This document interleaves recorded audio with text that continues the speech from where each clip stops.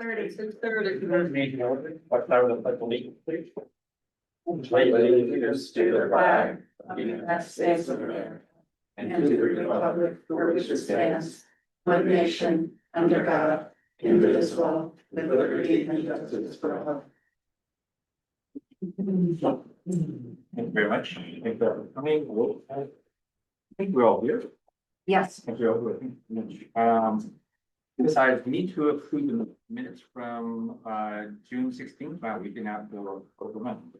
I think Jerry has sent these out electronically. I need a motion to accept the meeting. Motion to approve. Did you have a second, please? Second. Thank you. Steve, all in favor, please say aye. Aye. Abstain, please. Thank you very much. Public comments. We have people here, but I think you're here for specific reasons. They are. So, all right, thank you. So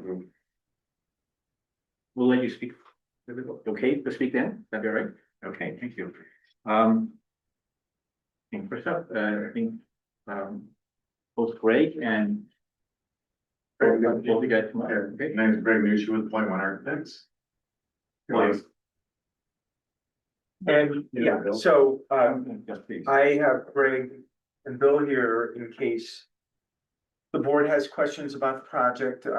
Greg has worked up plans, hired a cost estimator, and that's from where we got the 6.2 number, of which we're recommending 5.2 in bonding.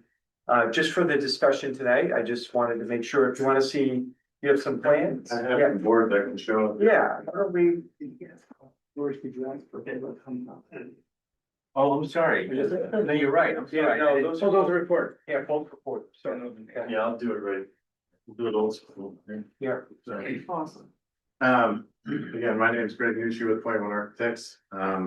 We've been working with Bill and Carl to kind of take a look at the existing public works garage that it currently exists now. They have a couple of facilities over there, but just to familiarize yourself, this is you drive into the Public Works Road. It's the one on the right-hand side. This is kind of the status of what's currently there now. There's kind of there's a big garage space with a bunch of kind of add-on pieces that over time have been added on, and it's kind of lost its useful life. So the goal is to provide a storage facility for all Bill's public works vehicles to keep them out of the weather, be ready for emergencies and things of that nature. So just that's what we're looking at. So we're also looking to keep a portion of the existing building. So the tall building here is in really pretty good shape, and I think it's worth the renovating it and adding on to it. So that's what we kind of determined to do. And then the rest of it is all coming down and will be all new. And I can show you that. Did most everybody get a chance to get out there? Yeah. So here's the current floor plans. This square box right here is the portion that we're keeping. And then this whole piece and this whole piece back here is what we're planning on a new addition. Great, keep your voice up. Yeah, new addition. So not only is we getting storage for all the public works vehicles, we're also getting locker rooms and shower rooms for the public works employees that here. We also have a meeting room that will serve as a lunchroom as well as a meeting room. And then there's a laundry and some mechanical space, some storage, and then Bill's office will be housed inside that piece. So, and then we've got some storage and tool storage and things that Bill asked for on this side. So this is kind of a rendering of that end, showing the storage facility that we're adding, and then this is kind of the new entrance piece into kind of the Bill's area with the locker rooms and all that. I have one more aerial rendering of what we're proposing. So this whole front piece is new and that back addition's new, and then the piece behind it was the kind of the old garage that we're gonna revamp and reside and make it look new again. The bones were good, so we felt we kept that. And like Carl said, you know, we did reach out to one of our consultants who's a cost estimator, and he came back with about 6.2 million for the whole project. There's a 8.4% contingency built into that, so it's like $500,000 of just kind of contingency money, if it's needed. Yeah, and the reason why it's lower than 10%, which seems to be a pretty standard contingency, is because there's so much of. It's open space. It's open space, it's not, so it's not as complicated maybe as, and the new construction is a little bit more limited. So 6.2, last year with surplus, we put 1.5 aside. So taking 1 million of that and reducing the 6.2 gets you to 5.2. The $500,000 is being used for architectural fees, Greg's fees, 0.1. And whatever else, you know, maybe to furnish the place with a conference table, IT, the cost estimator will be included in that. And so that will be the remaining $500,000, and pretty comfortable with that, right now. And so that's why the number is what the number is, from 6.2 to 5.2. So how many large vehicles are there and how many large vehicles will be housed? Right, Bill.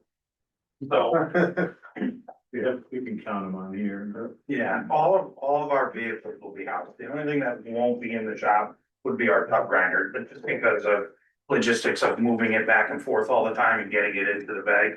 But we'll be able to put our chipper in there. We'll be able to keep our new track loader readily available, our new fork truck ready available. Everything will be under cover. So we'll be able to, we're gonna have a nicer product in the end when we go to trade these vehicles in. Good. They're not gonna be sun damaged. They're not, you know, they're always gonna be inside. They're gonna be dry, except for our plow trucks. But obviously, when we put them in, it'll dry out. And So you, you've already you talked can put about the this. plow trucks in. We can put the winter plow trucks to in. kind of warm them up and dry them out. Absolutely, Okay, good. they're gonna live in there, so they're Okay. gonna be ready to go. So it's not only better for the equipment long term, but it's also better because it sits on an aquifer. We've discussed this. Yes. And we are constantly monitoring the underground water there. We do that multiple times a year. We have to report to DEP because of where we are. So it is more environmentally sound, that all the equipment is covered. So that is it's a double win, actually. Thank you. That's also, the building is also required to be fully sprinklered too, so there's some added protection for the vehicles. Just to have an automatic sprinkler system. I was curious on timing. I don't know if I've ever heard, like, what would be the time that's gonna take to build, if we've got the funding? Oh, like 8 months. That's fine, it's 8 to 10 months. I mean, I'm gonna get. Whoever the low bidder is. I meant to ask you this when we were there, and I guess I probably didn't think about it till after. Do you have a relocation plan for while this happens? Because you lose all of your, I mean, obviously the trucks can sit outside, not a big deal, but I mean, your office and all the rooms in there, I mean, obviously some of it is animal control, which eventually goes away, right, Carl? Yes. Oh, But will you have to relocate anywhere? So I was thinking of a office trailer for the area that I'll be in, and during this time, obviously, our main snowplow fleet would be inside the shop, so we'd have to winterize our vac trucks. And they would be outside for 1 year, or for while this project was taking place. Our roadside mower would be outside, our vac truck would be outside. We'd be keeping the pieces that we need to go out. Assuming a successful referendum, Greg, how far are you away from construction documents? So we're planning out a referendum for September 29th. I would say 2 to 3 months From today, from today. so, Yeah, by the time everything gets coordinated with all our consultants, structural, mechanical, plumbing, all that stuff, so. so that's good timing, because assuming a successful referendum on September 29th, assuming you can complete plans in October. Yep. And put that out to bid. Maybe it's even possible that, it's sequenced such that a lot of the equipment, I don't know, you know, by the time it's out to bid, that a lot of the construction takes place more in the better weather. I don't know, maybe dealing with just one winter, and maybe not even a full winter. So, Yeah, it costs more to build in the winter, as you know, sometimes you get lucky, sometimes Yeah. you don't. This winter, we didn't get.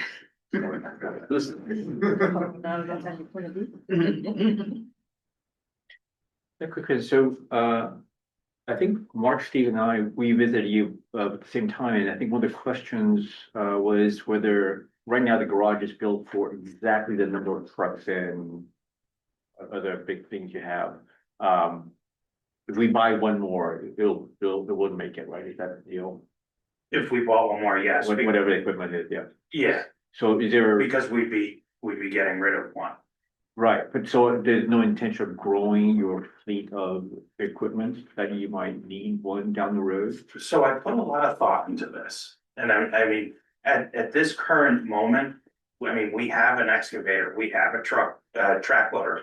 We have 2 backhoes in that shop, we have 2 loaders in the facility, which, I mean, we've got a lot of, I mean, that backhoe, the transfer station backhoe is on its way.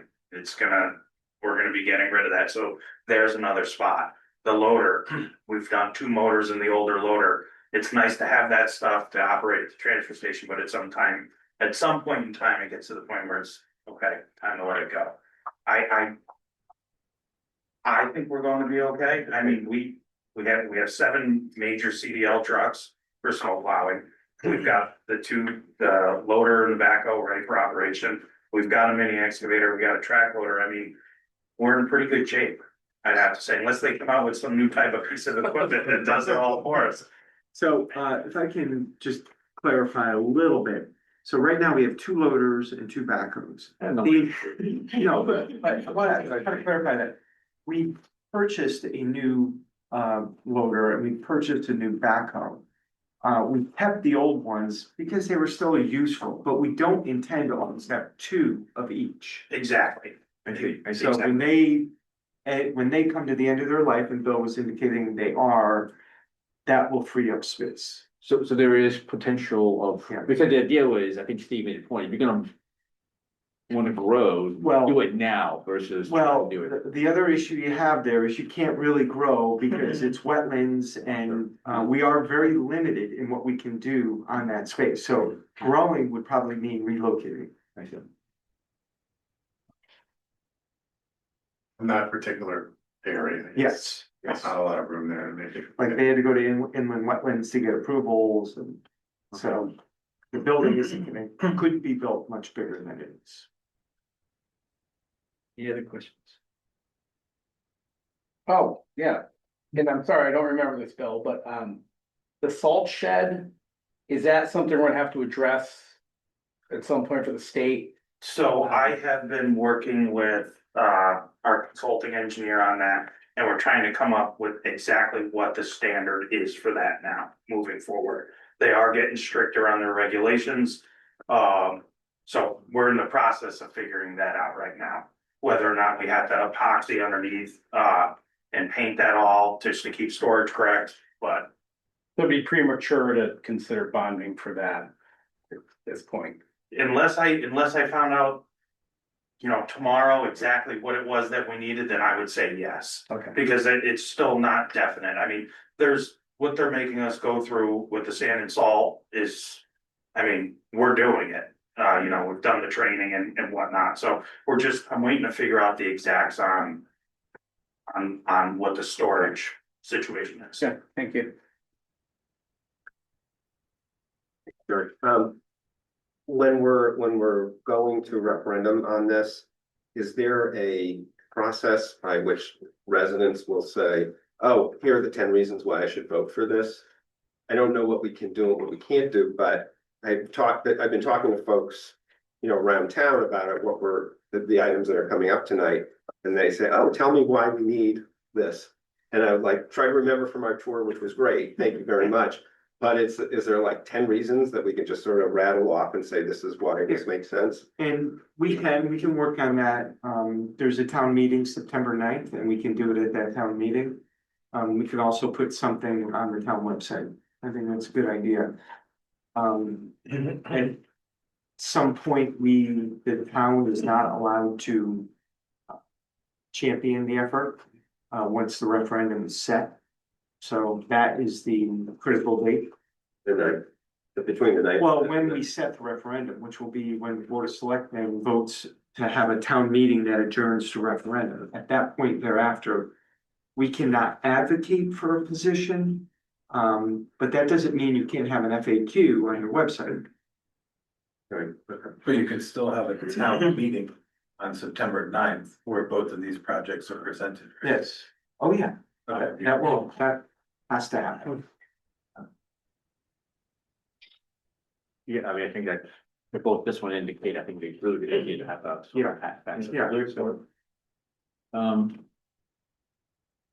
Question for you at this point, I mean, how do you want to do in terms of the procedure and timing? That we have this one right now, we can deal with this now or wait until after the Cape, I mean, how do you want to do this? In terms of, Timing, motion, I mean, we're gonna explain what our timing criteria are. the timing of the Board of Finance? Yeah. Yeah, so. So it's July 28th. The Board of Selectmen will pivot to do whatever the Board of Finance chooses to do. So if you do not take action tonight, and honestly, I'd probably recommend not separating the items. Sure. Yeah. For when you vote. I don't see any reason why you would do that. That's your call, not mine. But I would assume they would kind of go together in terms of Board of Finance action. Assuming both or one come out of the Board of Finance, I'm gonna assume both. If you do that either tonight or August 4th, the Board of Selectmen will move it to town meeting and referendum at a regular meeting on August 11th. If you do not do it on either of those dates and you do it on August 18th at a regularly scheduled meeting, which I know we're having. Right. Because we have our pension folks coming in, the Board of Selectmen would probably. Saw that comment, or did I stop? Amazing. The Board of Selectmen would probably hold a special meeting. Probably the 19th, just to set the town meeting date. I don't want to wait too close and call a town meeting and referendum. I'd like to make sure it's out there so that people are aware of it. So right now your plan is a referendum around September 29th, September 29th, and then just build it backwards. September 9th for the town Yep, meeting, okay, which got will it. adjourn. And then either August 19th, August 11th.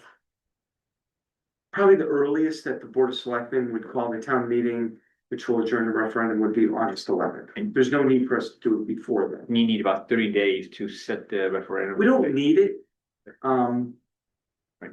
It's all based on the timing of Understood. this board. Yeah, understood. Yeah, but that's great. So we can certainly keep that in mind. So, if anybody have any other questions?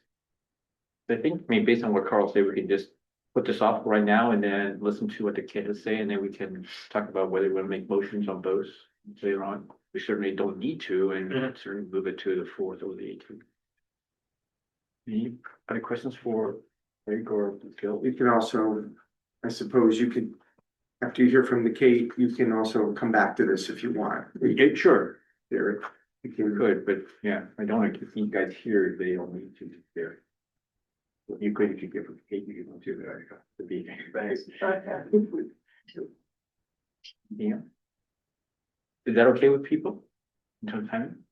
Sounds good. Thank you. Thank you. Thank you. Thank you very much. Thank you.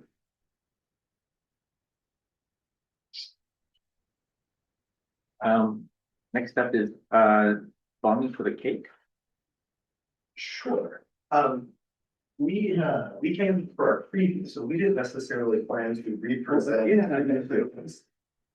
Questions and, you know, that's a conversation that I had with, Earl, that I'm happy to answer any questions or a little bit about where we're at, basically, if that's helpful. We can just certainly, I'm sorry, Jeff, here. Why don't you, maybe discuss where you're at? I think Sure. that might be great. Bring us up to date on what the Kate's been doing and. Yeah, so, Can I Quickly, because I mean, you introduced almost a resolution for the right with the garage, 6.2 million, and we have 4.5, so. yeah. Do you want to describe that? for the Sure. cake? Um, Because there's a little bit more to that, right? so, again, and I think, Brett, Cosmo and Wayne will address this, but, originally, the numbers were a little bit higher than what you see in the resolution. Here you're seeing a request for 6.3 million to, finance the authorization or for bond authorization. And the remaining fee, funded by grants and capital campaign funds, which, they are working on. So that brings the total to 11.3 million. 5 million again, privately raised. I think you previously heard a different number. I think it was 12 million. So that number has come down, and that may be something that the Cape can address, the Cape folks. There's really not much more to it than that. So you're looking at an $11.5 million bond combined. If we do go to referendum on that. Okay. I mean, Sure, yeah, so your question first was, what has sort of transpired since we were last here? I think some of the biggest pieces are, we have worked really hard, to manage that number and, over the course, since we last saw you, I think we've had 2 estimates, is that correct? With AZ Corporation or Construction. We've worked to bring that number down, we've tried to really work hard to, keep that into check. That's why the number shifted from 12 to, 11.3 and therefore 7 to 6.3, the way in which we've looked at it. We are into the final phase of design with Saybrook. We've shifted to that last phase, right? Yes. So they're kind of going into as-built at this point. We're in a pretty, and we're down the road in within 2 months or so, we'll pretty much be ready to roll as sort of our short version. These 2 fine folks here, I'm the book show guy and make the vision happen, but these 2 are the building guys. So anything you'd like to add to that? Well, maybe just to sort of complete the picture before we get into the building side, on the campaign side, where we're raising $5 million, we're just shy of $4.5 million, and we're confident that we can get to the 5 million before the vote. And that's something that we've been working on for over a year now. And so we're in pretty good shape there. Off the building side. Yeah, so the building, as Brett said, we finished what's called design development. The architect, which was Saybrook, is beginning or is well into construction drawings. Probably they will have those finished in October, early October. In fact, I had a call today. We're starting to work on the with general contractor. That'll take, a while because we have to get the construction drawings further along too. So we're anticipating, from a construction standpoint, probably going out for bids in late October, November, somewhere in there. And we hope we can start construction before the winter. You just heard how the winter issue, it could be an issue, could not be an issue, but it's better to be safe. But everything seems to be going okay. We discovered a new problem. We actually had a lower cost estimate, probably 3 weeks ago, and we discovered that the dirt where the building is going to be built on, is pretty crappy. And so we have to do a special, helical piles in order to support the building, and that added a couple $100,000 to the cost, which we didn't anticipate. From a contingency standpoint, we talked about that we have 10% in our cost estimate. We think that's adequate. And we also have, we have almost $1 million in there for furnishings, the TV, Brett wants all kinds of fancy stuff. We have to make the deal work. Yeah, in order for it to work, we have to do it right, and so that's all. Yeah, the ground piece was the surprise, especially because it was only 20 years ago that we did this the first time, and there's none of that survey data from 20 years ago, so they're also making sure they're not putting any weight on the existing back structure of the building, just in case, so everything is sounds here forward.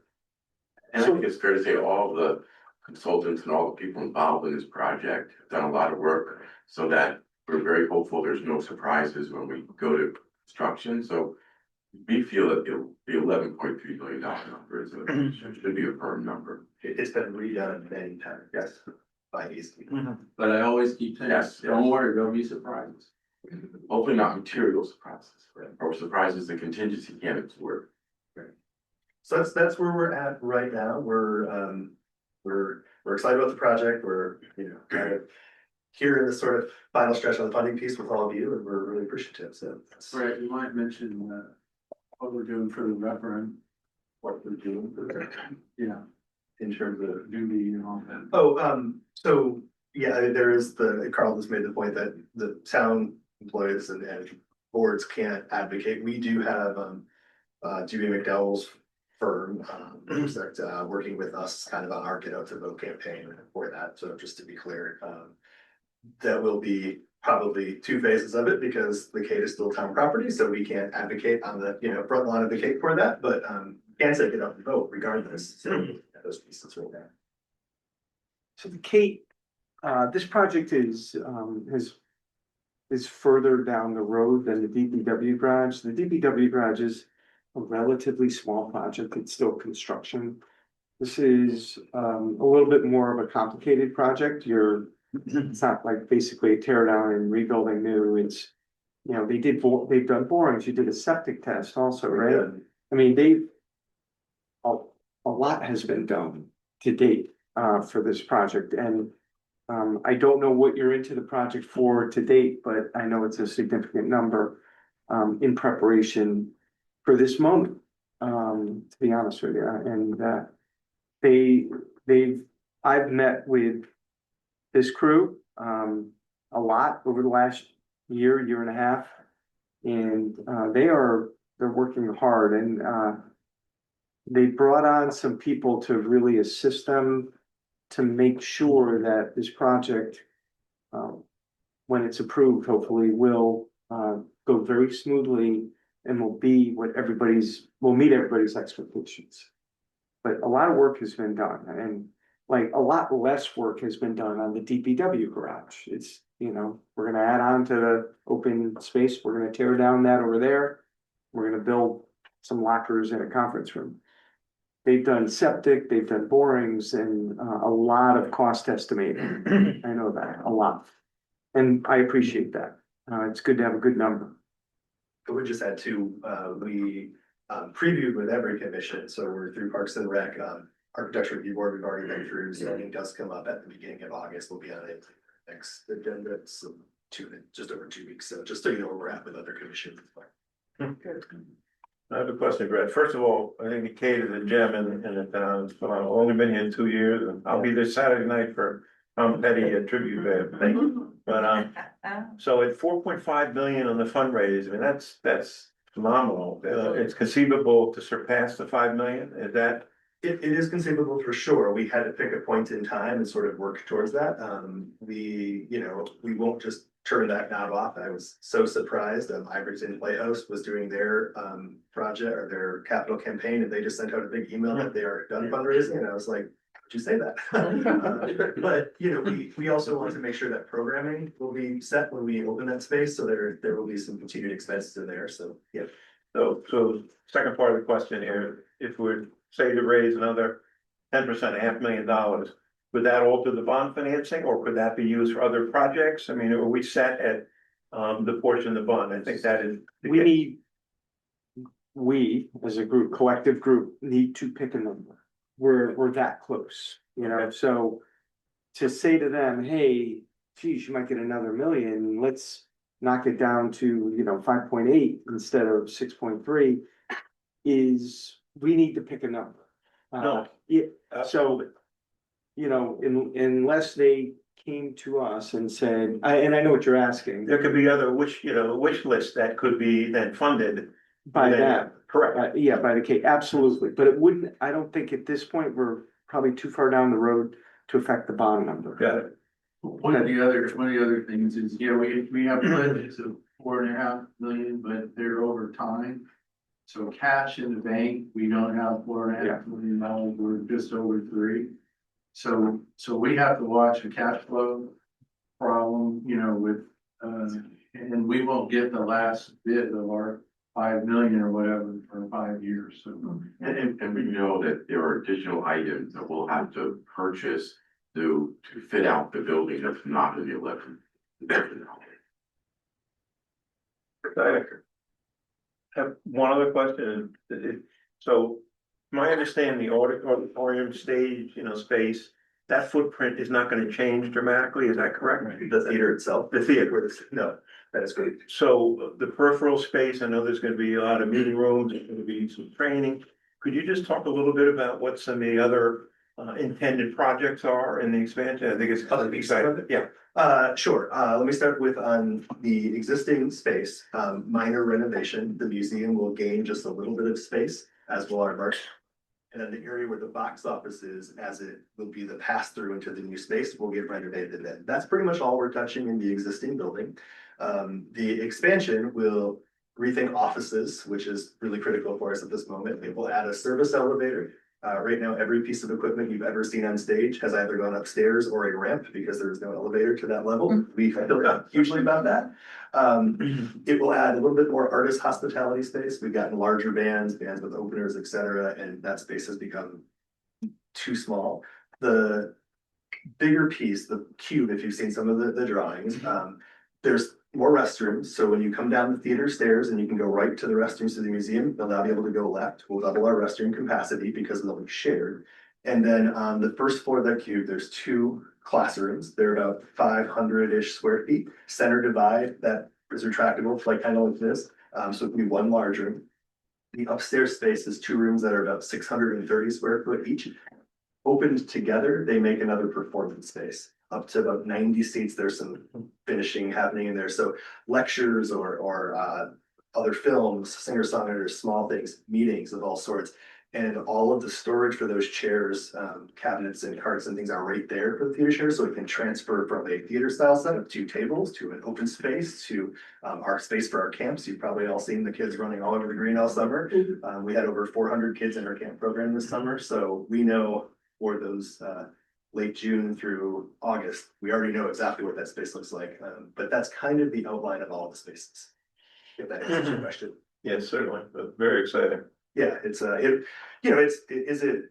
we use twice the space? Sure, you can always dream big, but this is a responsible version for the site that we're on to do all the things and sort of take us into our next chapter for sure. Other questions I can answer? You want to Go ahead. go? So everything's been so thoughtful and there's a lot of excitement out there, I'm sure you know. But I had someone approach me and talk about Old Saybrook resident discounts at the cave. Sure. It's something that was brought up a while back, Yep. and I wanted to see, I know other theaters do that. Is that something you considered, in part? I would ask the question, what other theater does a resident discount. But let me answer the question. So, and this got brought up by someone else earlier today. So we're looking at options within that. For example, we could do that for films because we fully control the cost. But 80% of what we do are live artists where we have a contract with the agencies. And we don't have that option in those. So we're happy to look at some creative solutions to that. But I also wouldn't want to put ourselves in this position where we couldn't book half the artists that we wanted because the agent would never live by that. So it just can't play the Cape because that's a stipulation. So it's something we're thinking about. We were talking about other things. Could it be a membership component or could it be something else? We're not opposed to looking at it, but we're not a restaurant where we control our product. We're not a store where we own our product and bring in artists and there are contracts with them. So I understand that, and I've read some things about, giving some tickets to the library, when have some, or like you said, there, certain things we might have a discount. and I would, we do Betix, the schools, the stage program, all the elementary kids come over for free programming already. So there's a lot to that camp. Totally hear wouldn't it just be so easy to do a discount in that version? It's just not quite possible given the product we have, but we're willing to think of some creative pieces. And we'd always love to remind those people that are asking that part of the benefit is the fact that we're here, we're thriving, and we do what we do for Main Street, and Main Street does well because of it. So, does that answer your question? I think so. I'm glad to hear that you're considering it, and I understand, it's come up a few across times. the board, it might be a difficult task. Thanks. So just to follow on that, just to make sure I'm clear, you can do membership discounts. That's written into whatever contract you have with your performer. Sort of a standard thing in our industry. Yes, that and group sales are kind of the two. So if you buy 10 tickets, you can get a 10% discount, but it's very complicated to control past that, especially for a smaller room like ours. If you're if you're doing group sales in a lot of different versions, but yes, contracts are kind of complicated in our world for discounts because they honestly don't want to see any. So we fight for the minimum that we do. We also couldn't really exist the way we do without membership. That's about $500,000 budget as a nonprofit. So we have to be careful how we put those things together as well. Okay, all right, interesting. But separately, K Classics, some of the films and things that we do, we control those fully, so we may be able to think about that piece. I don't want to overpromise. I want to figure out, look at all those contract pieces. There are other versions that we may be able to apply that to. I just know across the board, it would be a really challenging thing for what we do.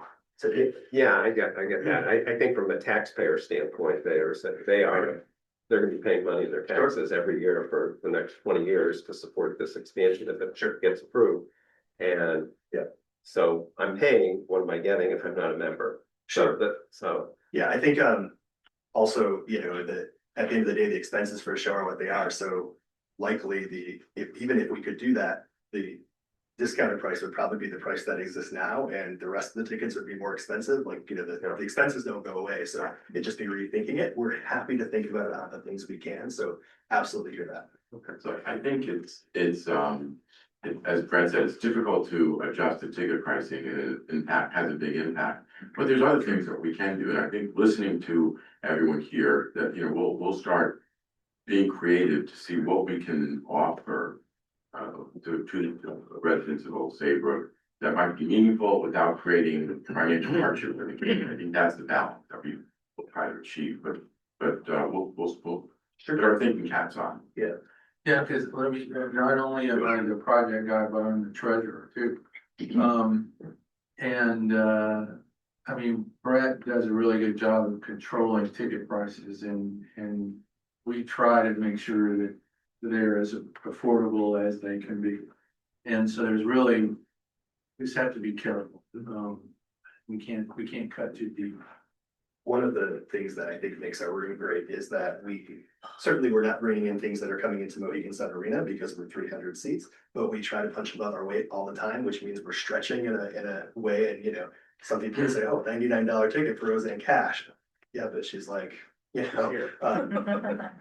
people will go to the Mohegan Sun Arena and spend $400 for nosebleed seats for their artists. It's like, we're always trying to make them as affordable for everybody as we can. So just,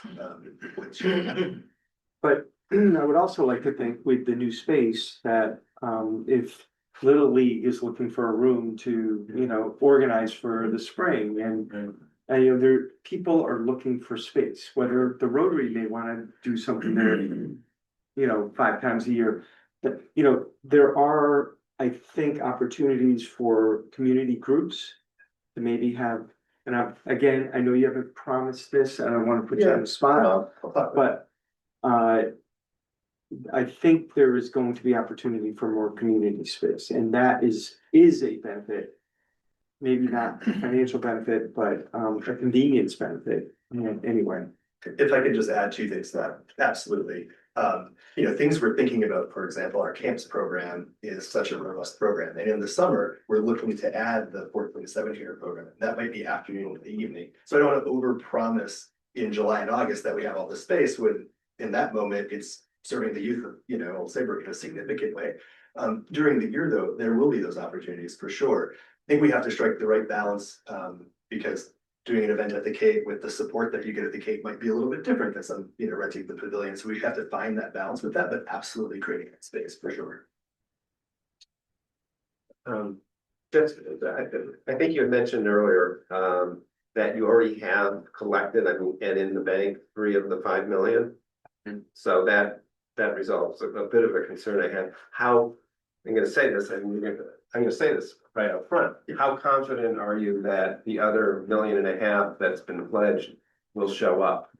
We're feeling very good about that. We also have secured a $2 million bridge loan. So if this passed on September 29th, we're ready to go, and we, continue using the time after that to finalize our fundraising. Do you want to add anything to that? Yeah, I mean, it's like any pledge capital campaign. I mean, people make a pledge in history. We had early on, we had a capital campaign consultant, and they say that 95% of pledges are paid. So, we're feeling comfortable, but we have to be careful. But yeah, I think that and along with the line of credit we'll have in place, it's how we're confident that we'll have the cash to. Right, because we needed to be ready to meet the moment as well. We understood that, so. Right, yeah, it's sort of like, not all of our taxes that we assess are necessarily paid, at the end of the day, so. Well, over 99%. We collect more. Right, but that's the 95%. Yeah, I didn't realize it was that high. Yeah. And I think with the donors that we have too are pretty good. I mean, we have some very, very good donors.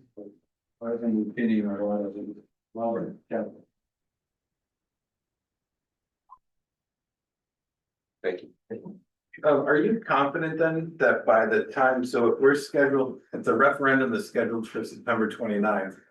But on September 9th, the public is going to hear about this project this project will be presented at a town meeting. Are you confident that on September 9th, you'll be almost at where you need to be pledge wise for the 5 million? And I think it's great what you have right now. I mean, I think you can go to the town right now and say, we have 4.5 million pledged already. I'm just curious how close you think you'll be before then. Well, but that's why we have this line of credit. So, we can add another 2 million. So we have the cash. We have the cash. But to answer your question, we just are now turning on the public side of the campaign. We've been in a quiet mode up till now, so we're pretty confident that once we go full public, along with the pledges and the asks that are out right now, we will get to 5 million. That's great. Careful balance on that. You gotta have your quiet phase, so you know you're gonna be successful, and then you have to transition into the next one, and the timing is all coming at us quickly, but we're feeling very confident about it. Would you consider, so we were talking a little bit about, civic organizations and folks having access to some meeting rooms. Is that something that you would ever consider when the first 20-year term of your operating agreement is up, when you revisit those terms with the town? Would you ever look at potentially, I don't want to say blackout dates, but putting a number on the number of times you would provide space to a local organization? Because I believe the way the agreement's written, after the first 20-year term, both parties have to kind of get together to talk about that, right? To be sure that the terms will continue on for the next 20 years. And I'm not saying specific days, but hey, they would allow X number of days per year use of the space or something. Sorry, I was trying to remember what exactly the agreement said was my thought there. Not opposed to considering something like that. I think then it becomes a question of what, like, is that town events? Is that just, you know, like, is there, what is the structure of that? But I want to be clear on that, but yeah, I mean, reality is we do quite a few of those events now, to the best of our abilities at the space we have, the Valley Shore YMCA hosted their annual meeting there, Six Bank was there yesterday, like, there are a lot of those things happening during the year. So, we, you know, and Carl, the veterans event a couple of years ago, like, when things come up, we do our best to make those possible. Where we're at right now, it's that we closed our fiscal year at 6:30, counting camp performances, these kinds of, civic events and things that we've done. Free events, we did 425 events in that facility from 7/1 of last year to 6:30 of this year. And so there just often are a lot of dates left, but which is also good because that means the restaurants are packed and all, it's doing what it is. Yeah, absolutely. But I would happily talk about a version with the new space so that there is something more concrete in there, but As I recall, we looked at the lease about 6 months ago and it's pretty much like auto renew. it is, that's my understanding too, but. It's the way it was drafted, and I can look at it again, you have it right there. Eric? It says that after the first 20-year term, both parties would just review the overall conduct of the agreement. To see that. To discuss activities. I see. And it actually specifically references Schedule C in there, which actually lists some of those events. So that's why I bring it up. Sure.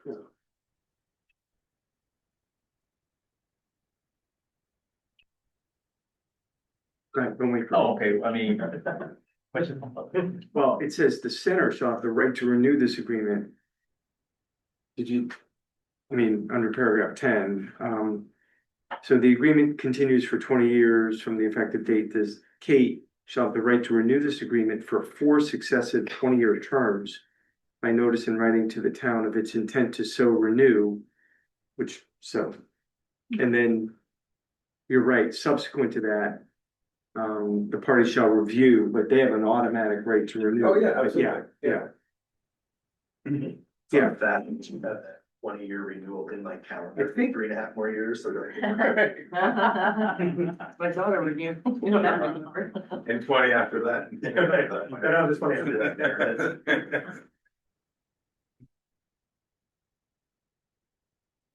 that. I'd just like to add, not to beat a dead horse, but the community access. I love the K, I go there a lot, you definitely punch above your weight, I'm shocked sometimes the acts you get there, are great, but. I have heard from constituents that basically are low income, and they're like. The town's gonna pay for this with our taxes, but I can't even afford a ticket now. You know, and so I just want you to understand where that's coming from, because when it comes to referendum, obviously, people make that an issue. Sure. As far as public access for meetings, I'm gonna be bringing this up separately, and not to do with the Cape, but will you have anything?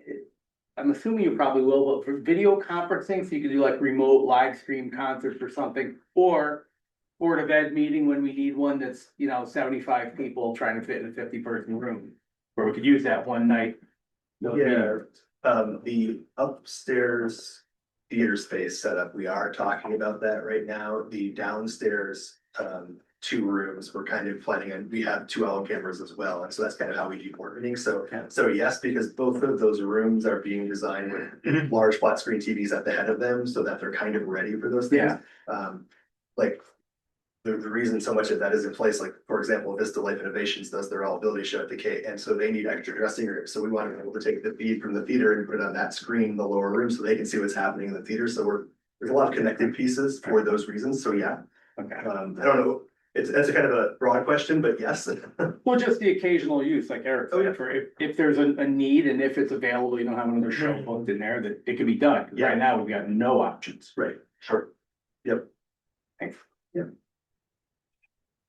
Well, it's because, since the pavilion is no longer available, I think a lot of people are gonna draw parallels to this opportunity to fill in what we used to have with the pavilion. And how can that be, will the rental cost at the Cape be anywhere near what the rental cost, which was very low Sure. at the Duffy Pavilion? Yep. Any thought on affordability from something, for something like that? I think that's what the taxpayers are gonna draw Yeah. some parallels with. Yep, I think more thought, we need to put a little bit more thought into it, but I think the answer. We could easily have an old, like, we have a rental structure for the building, of course, you're renting the theater, there's lights and projections and a lot of pieces, so it's not comparable to renting the pavilion at the moment. These two classrooms, for example, maybe, so we'll need to think about the structure of those. Of course, if you want to rent that with owl cams and video conferencing, that's probably not the same as renting an empty pavilion, so we'll need to think about those things, because that's still our equipment that we're purchasing and maintaining, and probably somebody has to be there to run it, right? So we'll have to think about those things, but yes. I'm not trying to talk anybody out of that, I just wanna think about it clearly, because Yeah. what we're providing. Yeah, I just think you need to be ready for Sure. those kind of, with one thing being, Of course, losing one thing, of course. quote, losing one thing and getting another. But- I think it's apples and oranges, but Sure. But if the knitting club on Wednesday morning wants to rent one of those classrooms, there could be a very easy number, we're gonna figure that out. and that's So exactly what I'm yeah. talking about. Yep. We'll just wanna think about the structure and the sort of tiered version of it based on what the next thing is. I have a question. I think you may have answered some of these already. So we're gonna bond 6.3 million. Correct. And so if the whole project comes in below 11.3 million, they get to keep the whole 6.3. If you raise more money than. The first 6.3 of bonds would go towards construction. No, but if there's excess at the end, they get to keep it. So the project is gonna cost, I mean, am I right about that? Correct, we'd spend The 6.3 will be the first dollars spent. So as a result of that, It will be gone. it will be expected, yes. Fair enough. But my thing And is, that's kind of an obligation you Understood. undertake when you go out. I didn't understand, in which case they will not be in revenue, sure. On the other end, right, you were saying you have a 10% contingency, which about 1.1 million, and you said they. About 850,000. No, I'm sorry, the 10% is on the construction. Oh, I see, sorry, okay, fair enough, Not the okay. full 11. But right now, you're just saying that almost 200,000 of that was already spent just for, they're not spent, but basically going to be spent because you need to basically add reinforcement to the ground. Well, that changed. Get this number right.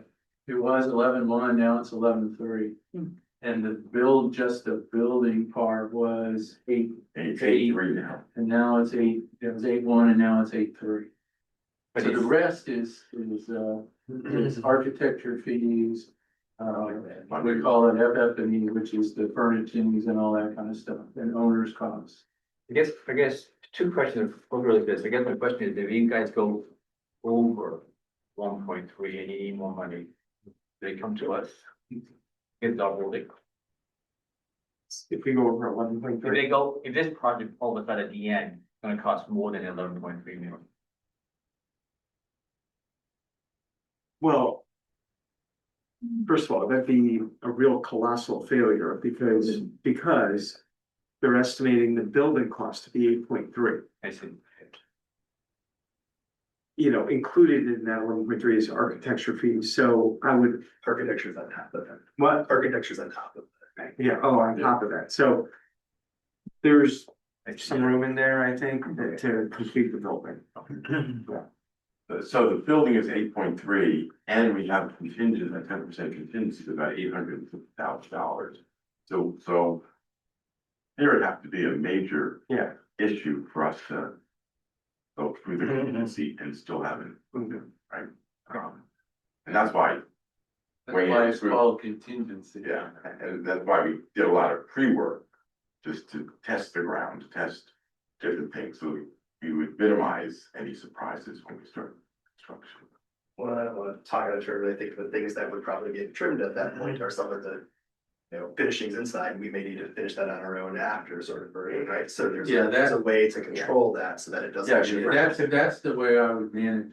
It's, you know, the last money that will be spent will be chairs and TVs and stuff like that. And not the building itself. And if we raise more than $5 million, we'll certainly look to use that money to pay for some of the things that Wayne just said. One last question about the bridging loan, like you were saying that there's 5 million, some of them will not come in until like 5 years from now. You guys are gonna cover? Well, that's the $2 million line of credit Right, that we would anticipate signing. And, you know, as soon as the pledges come in, they're gonna take back the line of credit. It's our responsibility. The one question is more for Carl, but just speaking of myself, not the board, but if the board were to act tonight on these two projects versus the 4th or the 18th, is that critical time that would be very productive in the planning, the fundraising? I mean, is the timing very important if we were to make a decision tonight versus the 18th, but just for everybody's benefit? Only a week. Well, it's 2 weeks, yeah, right? Well, 2 weeks, yeah. I mean, but you weren't, I don't think you're gonna have a quorum for the 4th. I don't know yet. I think you hold the members. Oh, that's I fair. think the next possible regular meeting would be August 18th. Okay. So does that put all this on a tighter timeline? It does, you know, it requires a special meeting by the Board of Selectmen. You know, get you closer to that town meeting date, which I definitely want to leave some room. Between when we call and when we have a town meeting and then referendum, so. You know, I'm not, you know, it's up to the board, is it? You know, is it obviously tidier to get it done sooner? It is, always. I just need to sort of, we can repeat almost everything Peter said, right? People have come up to me and said, okay, I understand that you have a referendum coming up with 2 bonds. And the exact next word is, what is meant for me, right? And so I don't really have a response to that. So you said that you're gonna try to go to public campaign to sell this essentially, right? I think just keep that in mind, right? Oh, sure, Right. sure. Yeah, I need to get out to the campaign, right? Exactly, right, And exactly. to answer some of those questions, because we're keeping an eye on all of those questions, whether they come here or through places as well. So that is part of it, for sure. And so when they say, what is it for me? Are they specific at all? Are they looking for the discounts that we talked about? Or are they looking for access to the space and all that? Depending on, yeah, I mean, but they're not really saying what they're looking for, they're just saying what it is, right? Yeah. So I think that question also came up 20 years ago. And it was a bit of a battle to get this theater built, and I will be honest with you, I had some serious reservations about it. But we know what's transpired since then. It's been an economic boom for Main Street. I think it's, when you say, not you, but when people are like, well, what am I getting out of it? I mean, in a way, what are you getting out of a DPW garage? That's infrastructure essentially for the town.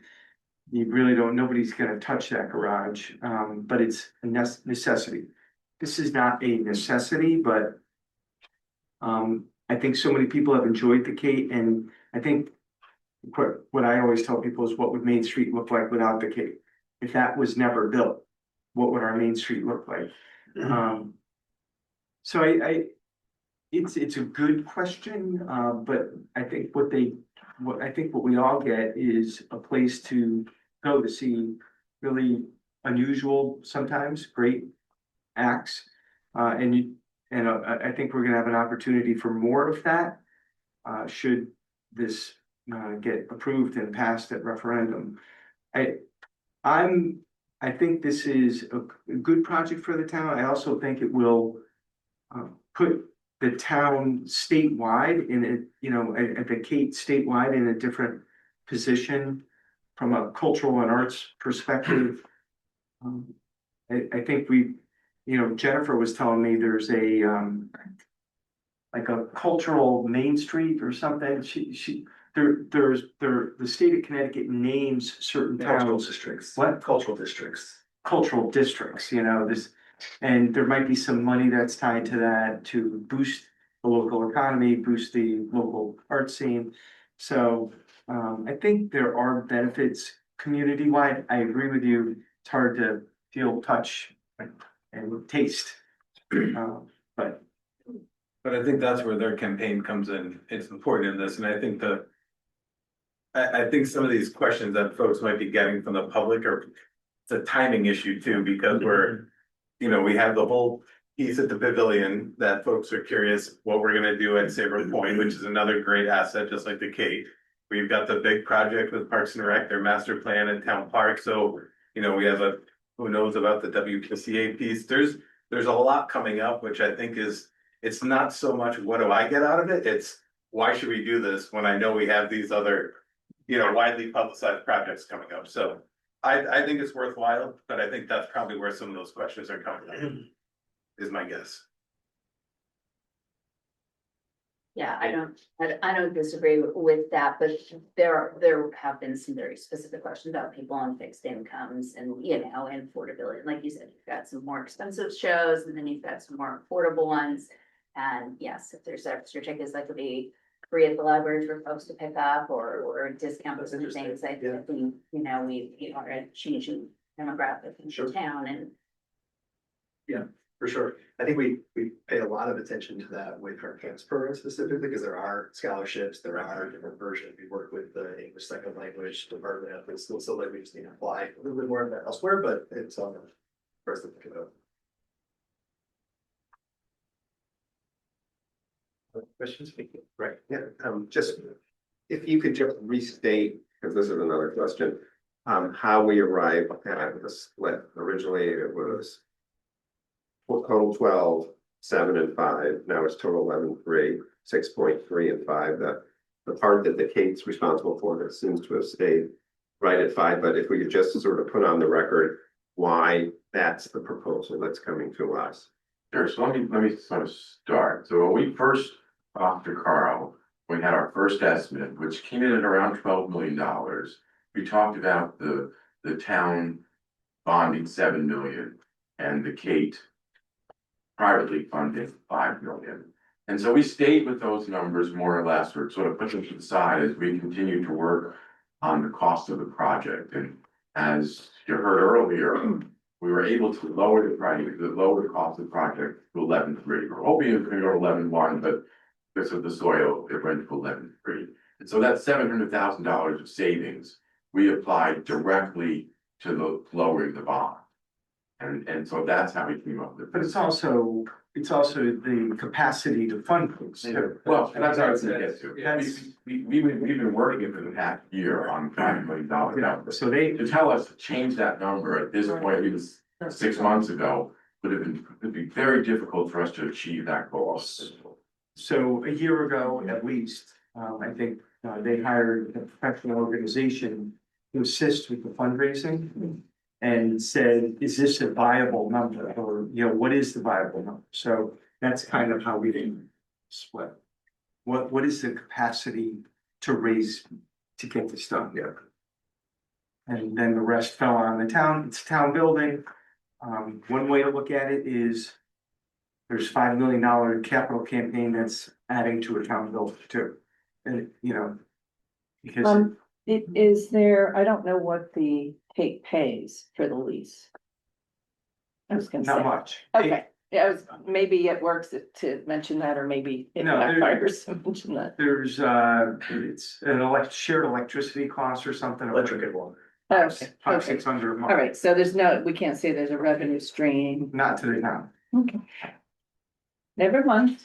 But an economic impact, yes. Yeah, for sure, Yeah, and some you of your quantified that, right? Yeah.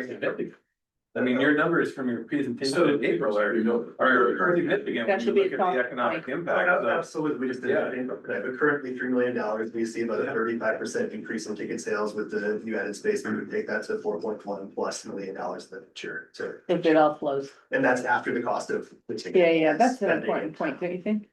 Because these businesses are paying taxes, which keeps our, so yada, yada, yada, right?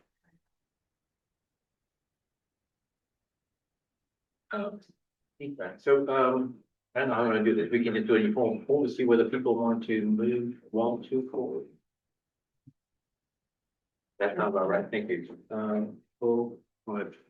I'm just, I'm only concerned, if people wanted to vote differently for one or the other, if we combine them both. I don't know if there's. No, anyone who wants to- we're not gonna combine them. Oh, We're gonna delete two motions. okay. The question is, We want to do that. we're gonna do it, right, but multiple questions, we're doing do it now, and then we pass one and don't pass the other, we still have to meet as a point. Which is in terms of, or not do anything at all tonight, just say, let's just table it and come back. How do people feel? We're all here. I'm ready for. Let's do it. Here. I have two here. All right. Okay, did Jerry sound? Yeah, Everyone so, passed motions. yeah, so I completely cheated, well, no, Carl, and I cheated the other one. Wrote one, Charles wrote And I sent you this. Oh, I'm sorry. I sent you both of these. Yeah. And the motion would simply be He has the motion. to approve a resolution or, to approve a resolution Yes. to recommend it. Yes, You can read that. right, that's what I wrote, Well, we have those. yeah. So they all have that. Yeah. And so if someone likes to meet. Can I just ask you a quick question about when you do this? In this typed version, there's no, and maybe I'm wrong, but in previous motions, haven't there been a note that it goes to town meeting? I don't see that in any of this. Well, because it talks about a bond referendum, it's automatically a referendum. Right, but it doesn't talk about a town meeting. That is for the board of selectmen. It doesn't. Okay. Leanne actually, That's that question. Leanne brought that up. I just wanna make sure that that's like It's going to happen. a great observation, great minds think alike, because Leanne says the same thing to me. Does that mean I can retire too? Stop. See him on the golf tour. Yeah. It's Oh, you did not. So, these resolutions were written by the Speaker of the House, Matt Ritter, at Shipman and Goodwin.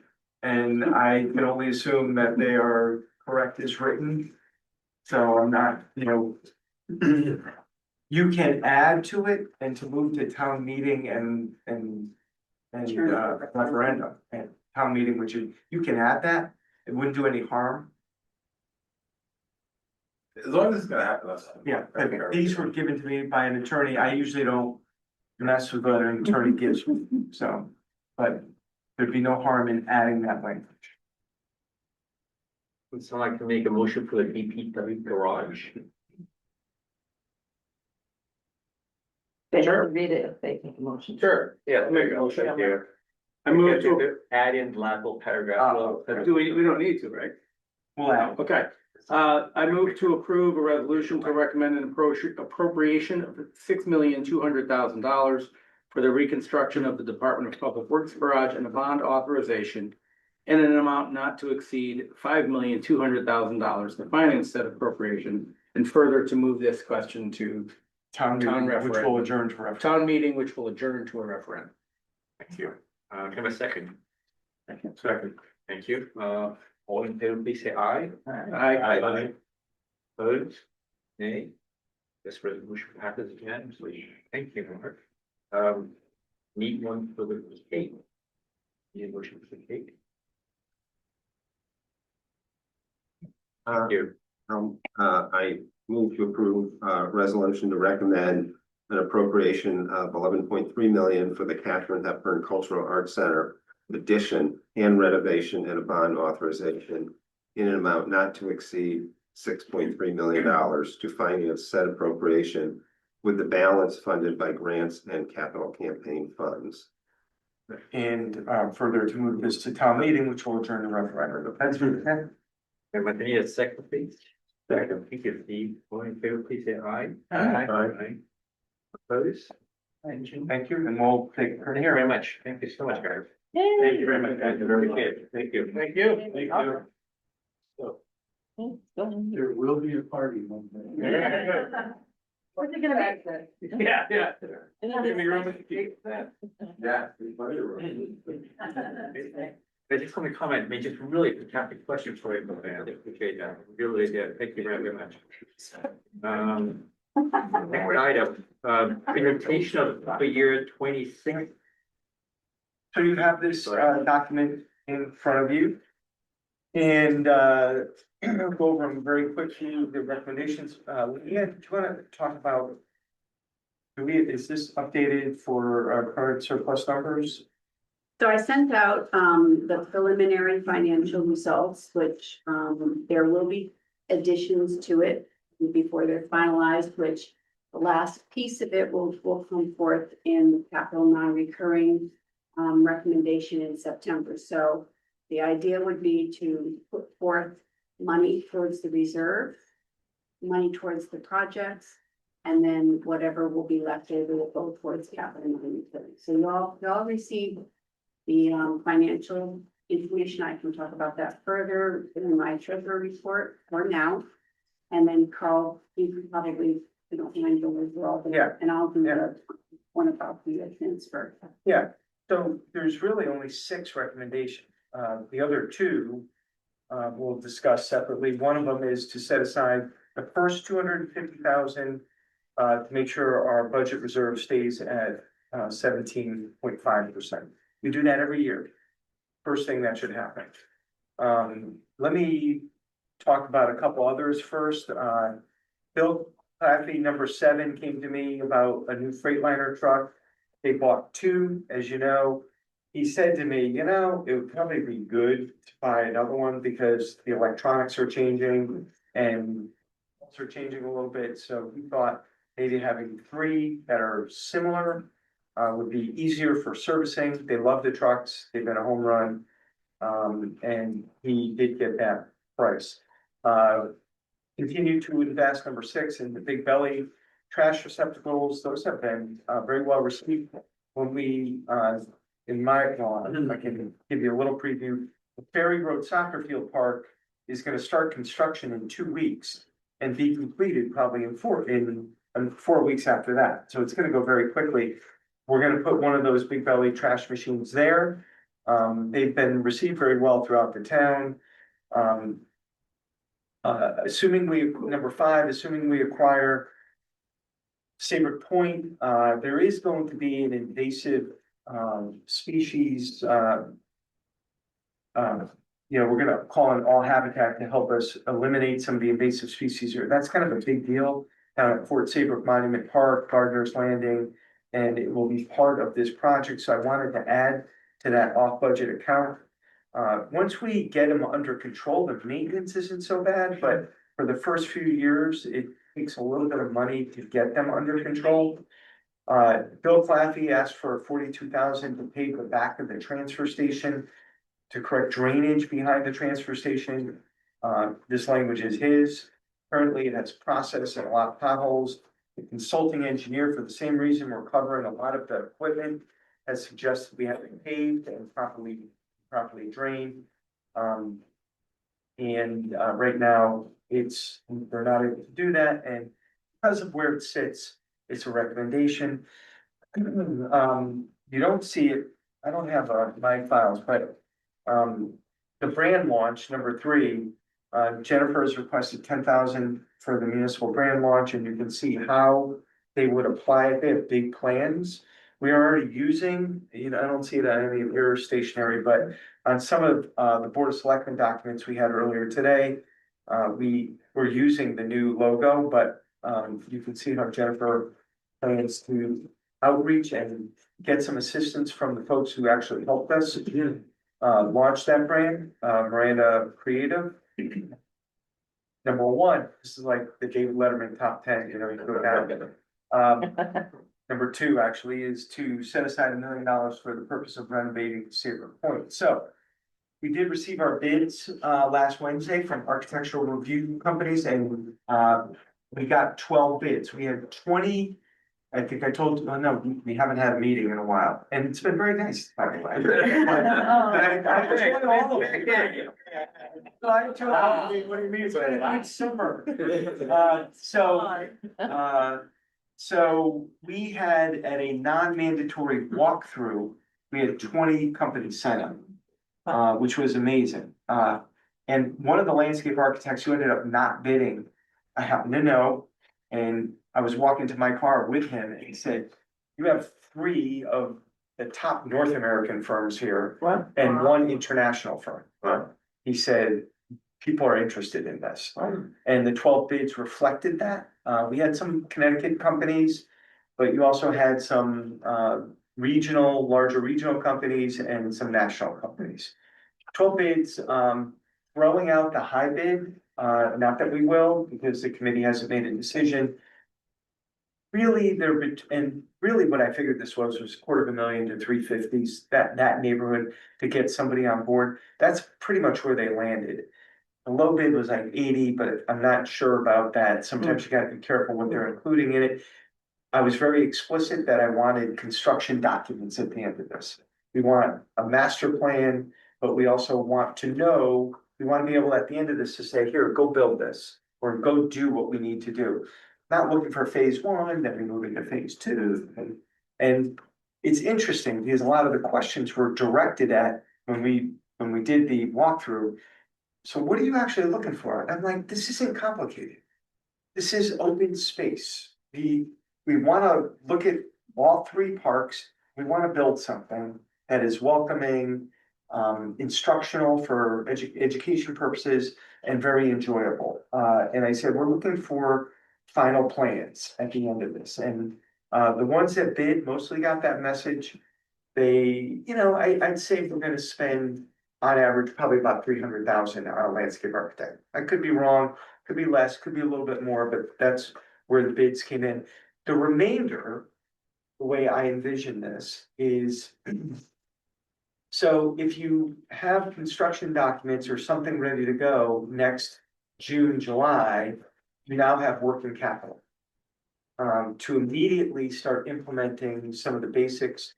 And in addition to that, that gives you time to apply for any grant money that you might want to apply for at that point. So I see this as a 2028 park. That might be optimistic, but I try to be optimistic sometimes with this stuff. Government moves slowly, but I really do think that this is something that can be accomplished, especially if we have some working capital to start with. And then in the meantime, apply for grants. I mentioned at the Board of Selectmen meeting today that we're gonna be in a very good position for grant funds, I think, because a lot of our projects are ending. And when you apply for money, a lot of times they ask you, what do you have outstanding? We're gonna be done with 2 steep grants, an urban bond authorization. Route 1 is a bond and a steep grant. Ferry Road reconstruction is a steep grant.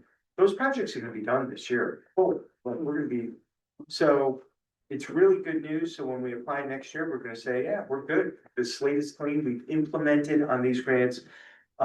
It's gonna be amazing public access. So I think there's gonna be a lot of buy-in on this from the state, I hope. And that's how I envision getting the funding to complete what we want to do down there. So George, taking your last year, a couple years ago, I think you said there were too many requests, and we've narrowed it down really to 6. One larger project, and so and the other thing I'd like to just touch on is some of the other projects that are being referred to. You're gonna hear later on tonight, and there's a little, actually, we're gonna address that. But this will still leave us, we're gonna be adding a significant amount to the capital non-recurring fund. Because these funds only account for, 1.3. You may be adding up to $1 million in our capital non-recurring fund. I'm just throwing rough numbers around. And it already is over $2 million. So the chief for communications, he talked about needing a new communications equipment. He mentioned $600,000. We have Clark Community Park coming up. I don't know what that's going to cost, but by the time that goes to bid, Park and Rec in their strategic fund will have over $1 million. Who knows, maybe some a state grant, and we'll have capital non-recurring funds. So we're in a very good way right now with regard to looking forward at these projects and saying, can we do that? We can do that. Can we do that? We can do that. We've been very successful at getting money from the state. Some people don't always love that. They're like, oh, it's a waste of money and, why are you doing stuff like that? It's our tax dollars. The money's there. We might as well implement it for infrastructure for our town. So I'm excited about all the projects that are going to be happening. I have a list of, we got 12 bids on landscape architect. The seawall, by the way, the Connecticut Port Authority grant that we received, they're done next week. They were very quick. I got today construction drawings on the sidewalk, and we can start building on the trails grant. We have the Kate and the DBW, we have our Main Street crosswalks, which are pretty much done. Route 1's done, Ferry Road's gonna be done later on this fall. The library, we're out to bid right now, for architecture, you know that, for an architect for the library. And then I met with our engineer today to talk about Saybrook Junction, which is the sidewalks on Route 1 from Saybrook Home and the Monkey Farm to CVS and River Street down Stage Road. That is up at DOT for review. We hope to have that out to bid next year. That is lot SIP money, local transportation capital improvement program money. We'll get money up front for that, and that pays for everything. And once we have it, and that includes engineers, construction administration, all that. So we're in a really good place right now, and I think we are changing the infrastructure of this town, I believe, in a very positive way. With fields, new fields. I had a conversation with Eric the other day. We were talking about parks. Eric is an advocate for parks, and I believe that we are, within 1 year, 2 years from really making some significant upgrades to at least 2 parks, Clark Park and Ferry Road, and then we can set our eyes on some of the other places. We've made improvements at the high school for outdoor facilities. Friday Night Lights was a big deal. That was 40 years of a zoning regulation that we overturned and that we were able to implement responsibly. So anyway, those are the recommendations from surplus. There's an additional number 8. I'm gonna turn this over to Leanne, because she brought it to me.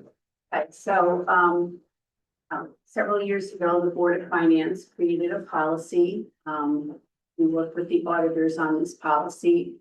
And that was for all all employee benefits, that at the end of the year, if they didn't use them, that money was swept into the benefit reserve fund, or if they had turnover in staff and they needed more, it went the other way.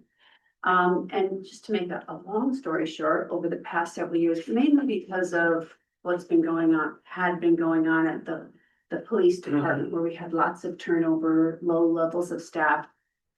We got a ton of money, more than we expected, into that benefit reserve. More recently, in the public works area, we haven't been fully staffed. And so, I looked at it and said, we had, it's way too much, 550,000 there. We don't need that. We need just maybe like the average family plan is like 30,000. So if we had enough for 4 or 5 plans to cover any contingencies, I would be comfortable with that. So I spoke with Carl, and those are, benefits, and we wanted to find a home for those funds. And I think that given all that is going on, especially with the upcoming bonding and whatnot, we are recommending 350,000 to take 400,000 from the benefit reserve, leave about 150,000. Of the 400,000, 350,000 would go to our long-term liability reserve that can be used to offset, debt service costs or pension obligations in the future.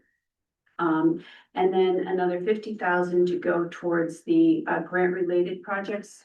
Again, we are continuing to keep investing into our community by looking at all these projects that need to be engineered first.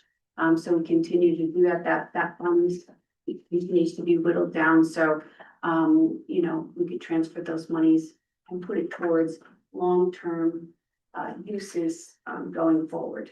I want to explain the grant-related project fund that may be not something everybody's familiar with. So we have an engineering budget. I think it's about 120,000. And we use that every year. But we also have to apply for a lot of grants. And when you get these grants, you have to, number one, design, and you have to project. You have to have someone do construction administration. And a lot of times they're on site a lot, so those bills add up significantly. So for the last, I'd say 4 or 5 years, we've taken surplus funds and we've used an off-budget account called grant-related really engineering. It goes to a lot of construction administration. Construction administration is when the engineer's on site for 4 hours a day, making sure they testing concrete the proper way, making sure that they're digging to a sufficient depth, and they're kind of our clerk of the works, and that's what they're doing. So we've actually in past years put about 100,000 aside towards this fund. There's currently about 50,000 in there, and this would bring it to about 100,000. The reason I'm not asking for more is because I feel like we're coming more in, kind of into more of a good place in terms of projects right now, and that we won't need as much as we have in past years. We've had a lot of grant-related projects, a lot over the last 3 years, and we burned through a lot of money on construction administration and engineering. The Lotsit project, if it happens, is all paid for with that money. Route 1's done. Ferry Road, I'm including the engineering in that project. We'll get into how we're doing that exactly. We took out, there were bleachers. You needed a concrete pad and bleachers, and that was $60,000. Ray's like, let's not do that right now. We can do that with Public Works. They can lay the pad later on. And that removed 60,000, which allowed me to pay for they estimate the construction administration for that project is about 60 grand. So in the amount of money we have set aside for Ferry Road, we've included that now. So I feel pretty comfortable that this money will be spent a little bit, but maybe not as aggressively as it's been spent with the Route 1 project and a lot of the other projects we've had going on that have taken a long time. So that's the explanation for that account, a long explanation. That's all I got. Now that will, if you add it up, I mean, Those projects are 1,375,391 for projects 2 through 7. Project number 8 was just a transfer, but it has to go to town meeting and all of that, so.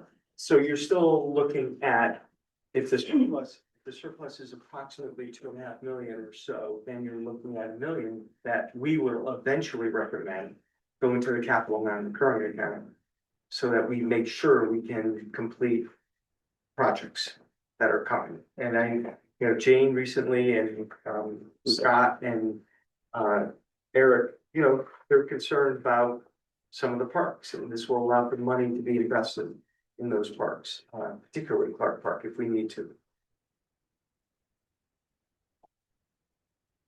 Good time for questions. Good segue, you just brought up Clark Park, and one of the things I always hear from people whenever I talk about spending money is, well, what about Trask Park?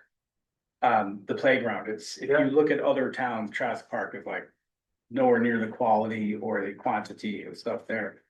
There's broken equipment that hasn't been fixed, and At Trask? yeah, there's like one particular ride I know that's broken, not working. I don't necessarily care, but so it's just, one is, can we allocate some money for that, or does that need to be handled over the course of the next year through a normal process through Parks and Rec? We can bring that to Ray's attention, get a proposal, and we can address it. With surplus money though? No, capital non-recurring. Okay, it's already there. Yeah, So nobody's brought this up. no, Wow, okay, cause I hear parents all the time like, Okay. why don't we spend, and it's like, well, maybe that's well, why. not that particular park and not that particular Right. problem. I will say, the plan at Clark Park is from what I understand, quite the playground. Okay, Like, it's good. that's what I understand. I mean, half the town lives right next to Trask Park, so, Well, true, yeah. true. And as a parent, I took my kids to Trask Park a lot because I live in the Schoolhouse Road area of town, which they had a swing. No, set that's with good to know swings about the Yeah. playground. And a concrete tube. Yeah. That's what, so it's a pretty extensive playground for Clark Park, which when you're taking your older kids to play soccer, you've got a playground for the younger ones, which is gonna be an enormous, benefit to families. And the Trask Park, I think making sure that the Park and Recreation Commission understands what needs to be done at Trask, and I think they can move those kind of projects through. I think that would be really useful information for them to have. Okay, I will contact them. And I do know the splash pad, which is, huge this time of year, has been completely resurfaced in the last couple of years, which is a really great thing. And we've added a pickleball court.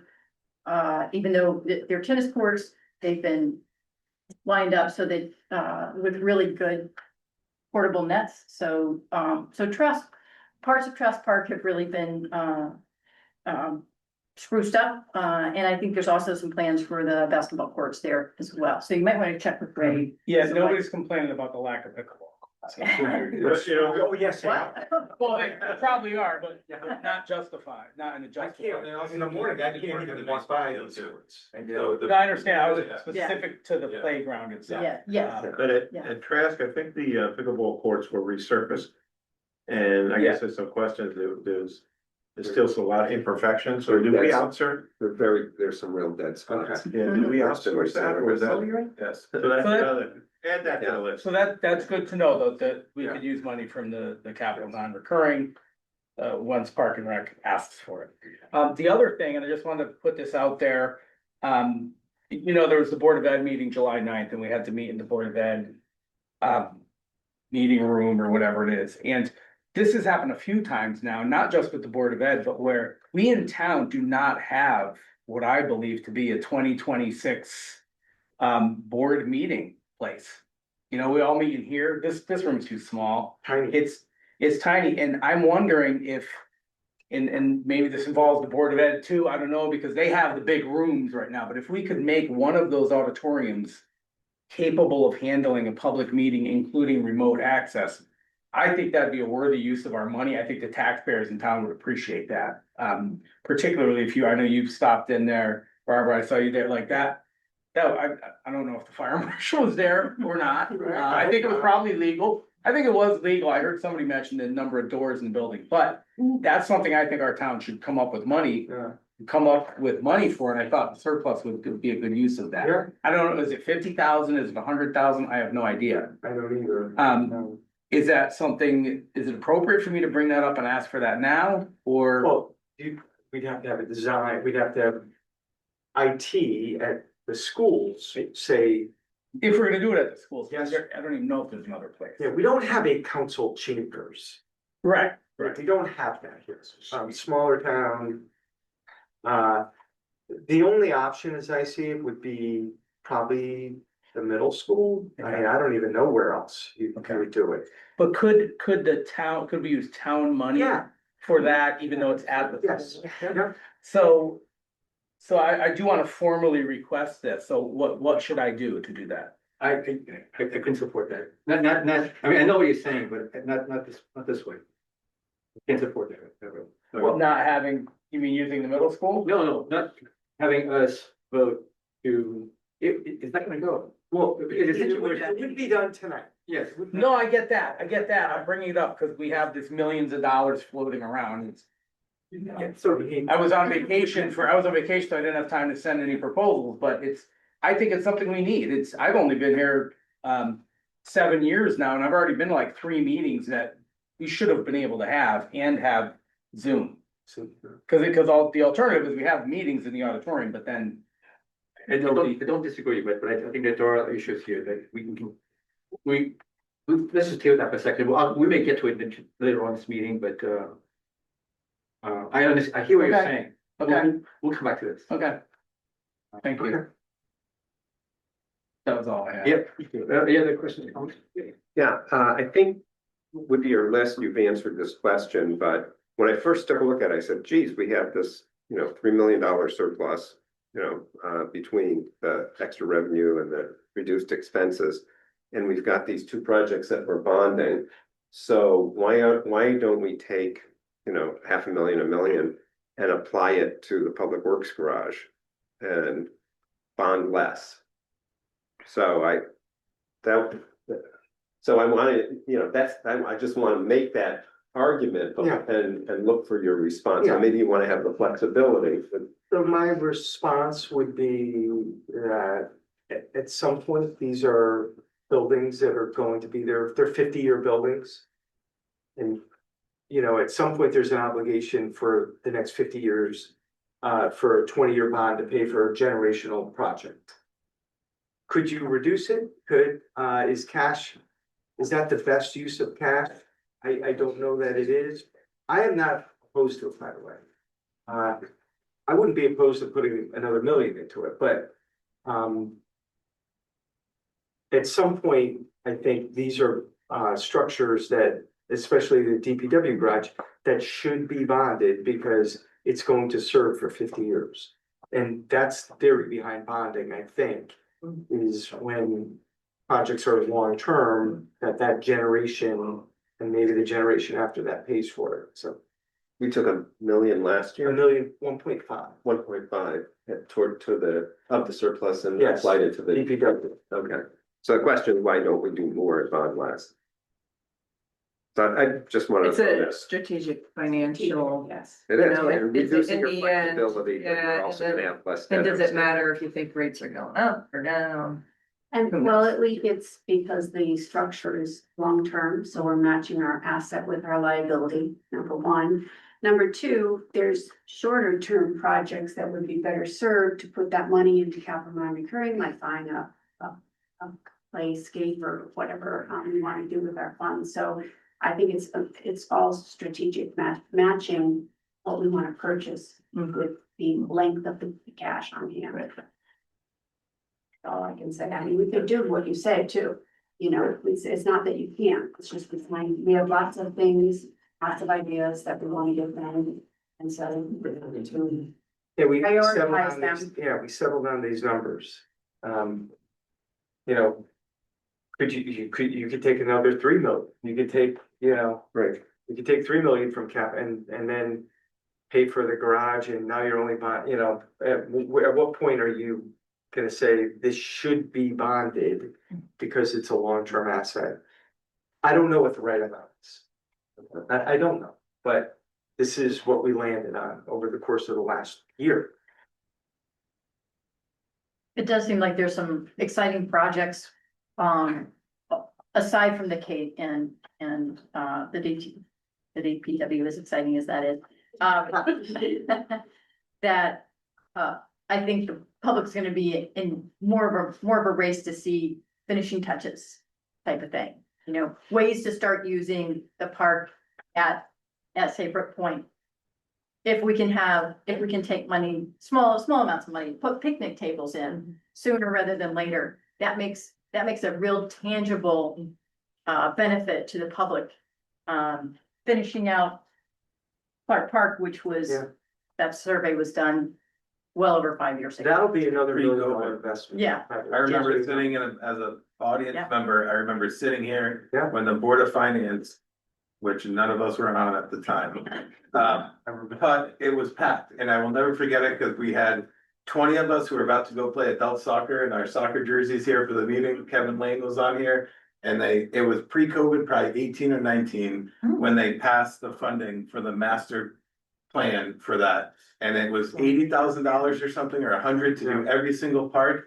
And you would have thought we were bonding for $6 million. So many people showed up and they cut it in half. Yeah. It was like the police boat, but it was. I mean, we could have had a master plan for every single park in this town. You're 6 right years about ago, and we did not. Yes. So- And how old were your kids? Were your kids born yet? I mean, my kids are real. Yeah, they were, but they were younger.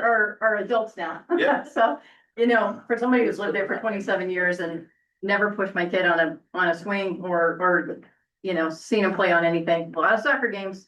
But, I can't underemphasize the need to do things that people can feel right away. And so I think when you're talking about a DPW garage, that sounds like a really good thing to put the long-term thing on and try and get as many things for people who have already paid these taxes and we have the surplus. Let's do things that people can enjoy. Yeah, the public can enjoy right away. It would be nice when Clark Park is designed, and Jane and I and Scott, I send emails to them. So we have a status of where it is. If Park and Rec has $1 million in their strategic reserve, it's gonna be at least another $1 million to complete that park. Just so you know. And the chief, you know, mentioned communications, about 600.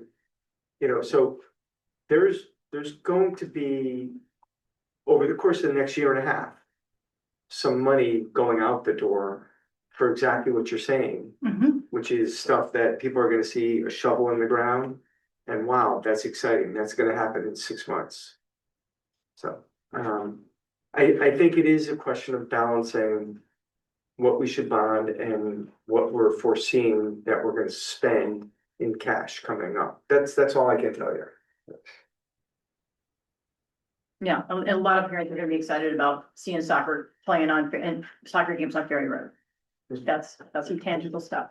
Since we've been talking so much about Clark Park, and I know I've mentioned it before, and I have not been to Park and Rec meetings recently, but for anyone that's going to these, I really think it's important when we're planning for that we're looking at transportation to and from, the walking, the biking. I mean, I live off the schoolhouse too, and it's stressful driving and seeing these kids on their bikes. And I mean, I know it's probably not sidewalk zone, but if there's some consideration there, because we're gonna get a lot more traffic going to that part once it's up and running. And I'm not just talking about parents driving in cars. Yeah, well, a lot of electric bikes, I think. About those e-bikes Pass and on my way. scooters. Yeah. Yeah. I can't stand those. Just, So- that's something I think about in planning and financially, what that might be. It really is making Schoolhouse Road a safer place for, biking and walking, and there's a lot of people that jog, you know, bike, e-bike.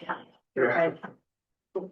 Well, I don't know about those. So any, all right, any move this forward. I mean, I'm cognizant of the time. We still have things left here, and I promise, Mark, I'll come back to your topic. I promise to do that.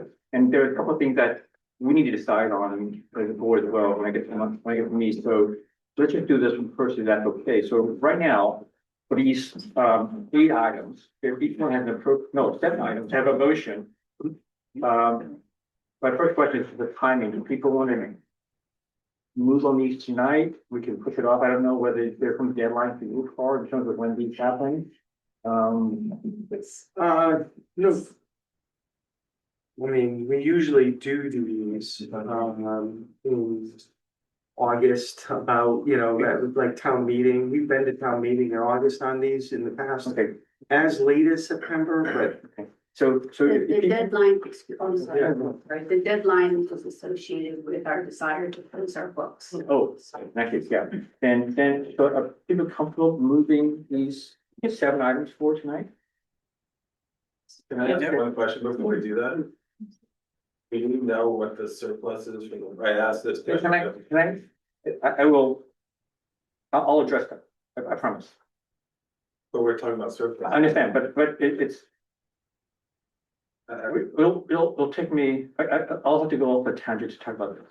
But we can't, but right now, these are the No, we numbers. don't know the full scope of our surplus right now. We Because we don't have a number from the board. We do. The surplus that Leanne had provided is 3,307,000.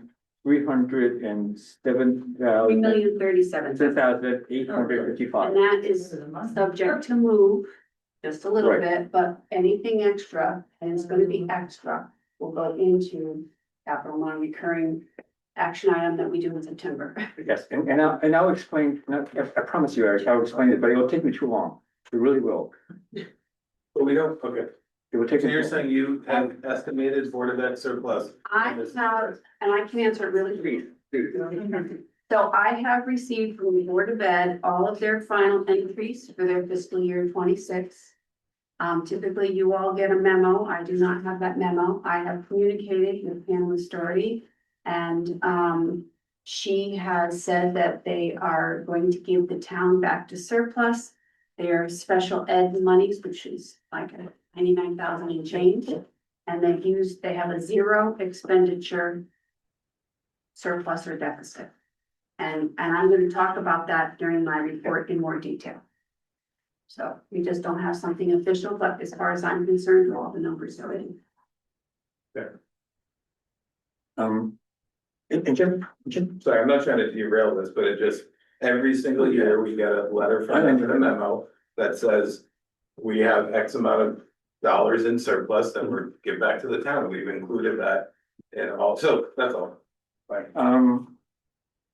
and to be clear, the 1.4 million that's gonna just basically fall through to the capital non-recurring we don't need to make a motion on that, right? We will make a motion. We will? In September, Oh, I see, thank you Yes. very much. once everything's really done. Okay, so 7 motions, I read orally, so if someone, if someone will read every single one of these motions. Hold on, when's town meeting for this? Because it's not.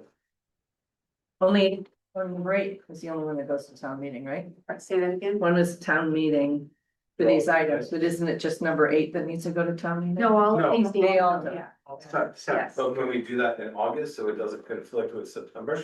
yeah. Yeah, Or is yeah. that a problem? No, it's not a problem. So Eric, would you feel better if I should, it took 5 minutes to describe to you what my view of the school situation is? If it won't take 5 minutes, we can do that, it's fine, we can do this. Okay, It's fine. Okay. Understood. I just was making sure too that, like, if we send these to town meeting, we're not gonna have this plus these two other items September 9th. Yeah. We're not gonna do them on September 9th. Okay, good. No. perfect. Mark, you're very eloquently reading, would you mind reading 7, Okay, so I'm making the motions. please? Okay, make the following motions, move to appropriate $1 million to Saybrook Point to pay for architectural landscape services and to start renovations and to move these monies to a new fund entitled Saybrook Point. Further, to move this appropriation to town meeting. Second. Thank you, all in favor, please say aye. Aye. Aye, opposed, nay, thank you very much. I move to appropriate $10,000 for the municipal brand launch and to move these monies to the town hall named Project Fund 3000. Further, to move this appropriation to town meeting. Give me a second. Second. Thank you. All in favor, please say aye. Aye. Opposed, nay, thank you. I move to appropriate $42,000 to pave the back of the transfer station and to move these monies to the Public Works Paving Account Fund 7400. Further, to move this appropriation to town meeting. Yes, second. Second. Thank you. On favor, please say aye. Aye. Opposed, nay, thank you. Move to appropriate $20,000 for the control of invasive species in our town parks and to move these monies to the Vegetation Management Fund 2908. Further, to move this appropriation to town meeting.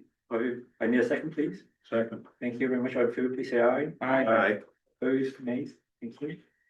I move to appropriate $15,000 for the purchase of big belly trash receptacles and to move these monies to the Park and Recreation named Project Fund 3053. Further, to move this appropriation to town meeting. Need a second?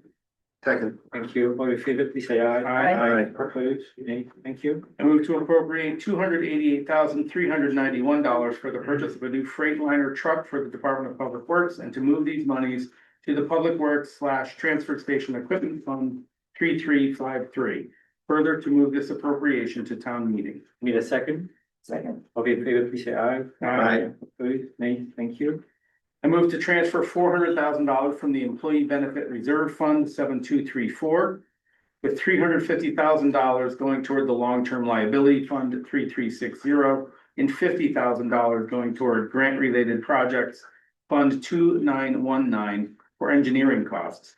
Further, to move this appropriation to town meeting. Need a second? Second. All in favor, please say aye. Opposed, nay, thank you very much. that it for these? And we're done with these, right? Thank you so much, guys. Thank you, and I thank you for the attention. Thank you so much. Can we go straight to you? No, don't, sorry. Oh, Barbara, I'm sorry, you're first. Okay, I thought you were gonna do these things here. Transfer. I think that. I'm gonna do that now. Okay, yeah. Okay, I'll try not to take too much time, I'll be pretty quick. I know it's late. I'm gonna ask. Okay, so we'll start with the, Barbara, hang on one second. yes, sir, go ahead, hon. We didn't do a motion for the 250,000, that because it doesn't need to be done? Right. Okay, Right, thank you, sorry, Barbara. that's okay. I got it. Okay, let's start with our executive summary. This is June 30, 2026. So fiscal year to date, the town has received revenue of 55,349,378 or 104.7%. Total amount of 52,843,405 budgeted fiscal year 26. So comparing our performance to last fiscal year, we are 0.7% behind this time last year. Then I'm just gonna comment about the little quote regarding mini golf. During June, 17,510 in mini golf fees were booked to the Park and Rec Strategic Sinking Fund. Fiscal year to date, mini golf revenue totals are 272,164. And the current balance in Fund 3053 is 792,205. Okay. The next is the authorized investment section. At the end of June, the town had 37.4 million in its bank accounts. And in the last month, the stiff rate is staying steady again at 3.79%. Today, the rate is 3.75, and last month, the Webster rate was 3.77. So on June 30th, we again had a bond come due, and the investment committee, we decided to reinvest our bond. So we bought $2.3 million at 4.119% on June 30th. With a maturity date of February 15, 2028. So it's an 18-month bond. We will receive revenue interest in fiscal year 27 of 39,652. For a total so far of booked revenue in fiscal year 27 of $377,165 fiscal year 27. And then in fiscal year 28, our revenue will be $112,394 for this bond of total booked revenue. For fiscal year 28, a total of the two bonds, we have another bond we bought last month, and then this bond, which will give us a total booked revenue for fiscal year 28, we're looking ahead, of $261,462 for fiscal year 28. But this bond in total, all by itself, gave us a revenue of $152,046. Okay? Then we'll move to the pension plan. At the end of June, we received our report from Morgan Stanley. The town pension plan is up 11.59% fiscal year to date versus its benchmark of 18.06%. For the year horizon, the town plan has returned 10.88% versus its benchmark of 14.87%. Fire department pension plan is up 10.79% fiscal year to date and has returned 10.36% over the 3-year horizon versus benchmark of 14.87%. I do think Kevin is coming in on the 18th to see us. He'll give you much more information. Okay. So then we'll move to page 2 of the treasurer's report, breaking it out more detail. So tax revenues, very little money. $3,231 was collected, or 101.6% of the amount budgeted for fiscal year 26. You did very well in fiscal year 26. In terms of local revenues, the town collected $321,643 in local revenues, or 104.7% of our fiscal year 26 budget. We did receive $263,878 in interest and realized gains income in June. $30,675 in recording fees. $14,880 between Harvey's Beach and Town Beach passes. And my surplus number is just slightly different than Leanne's number, but I have $2,505,973 as of June 30. That's all I got. We're any technical order?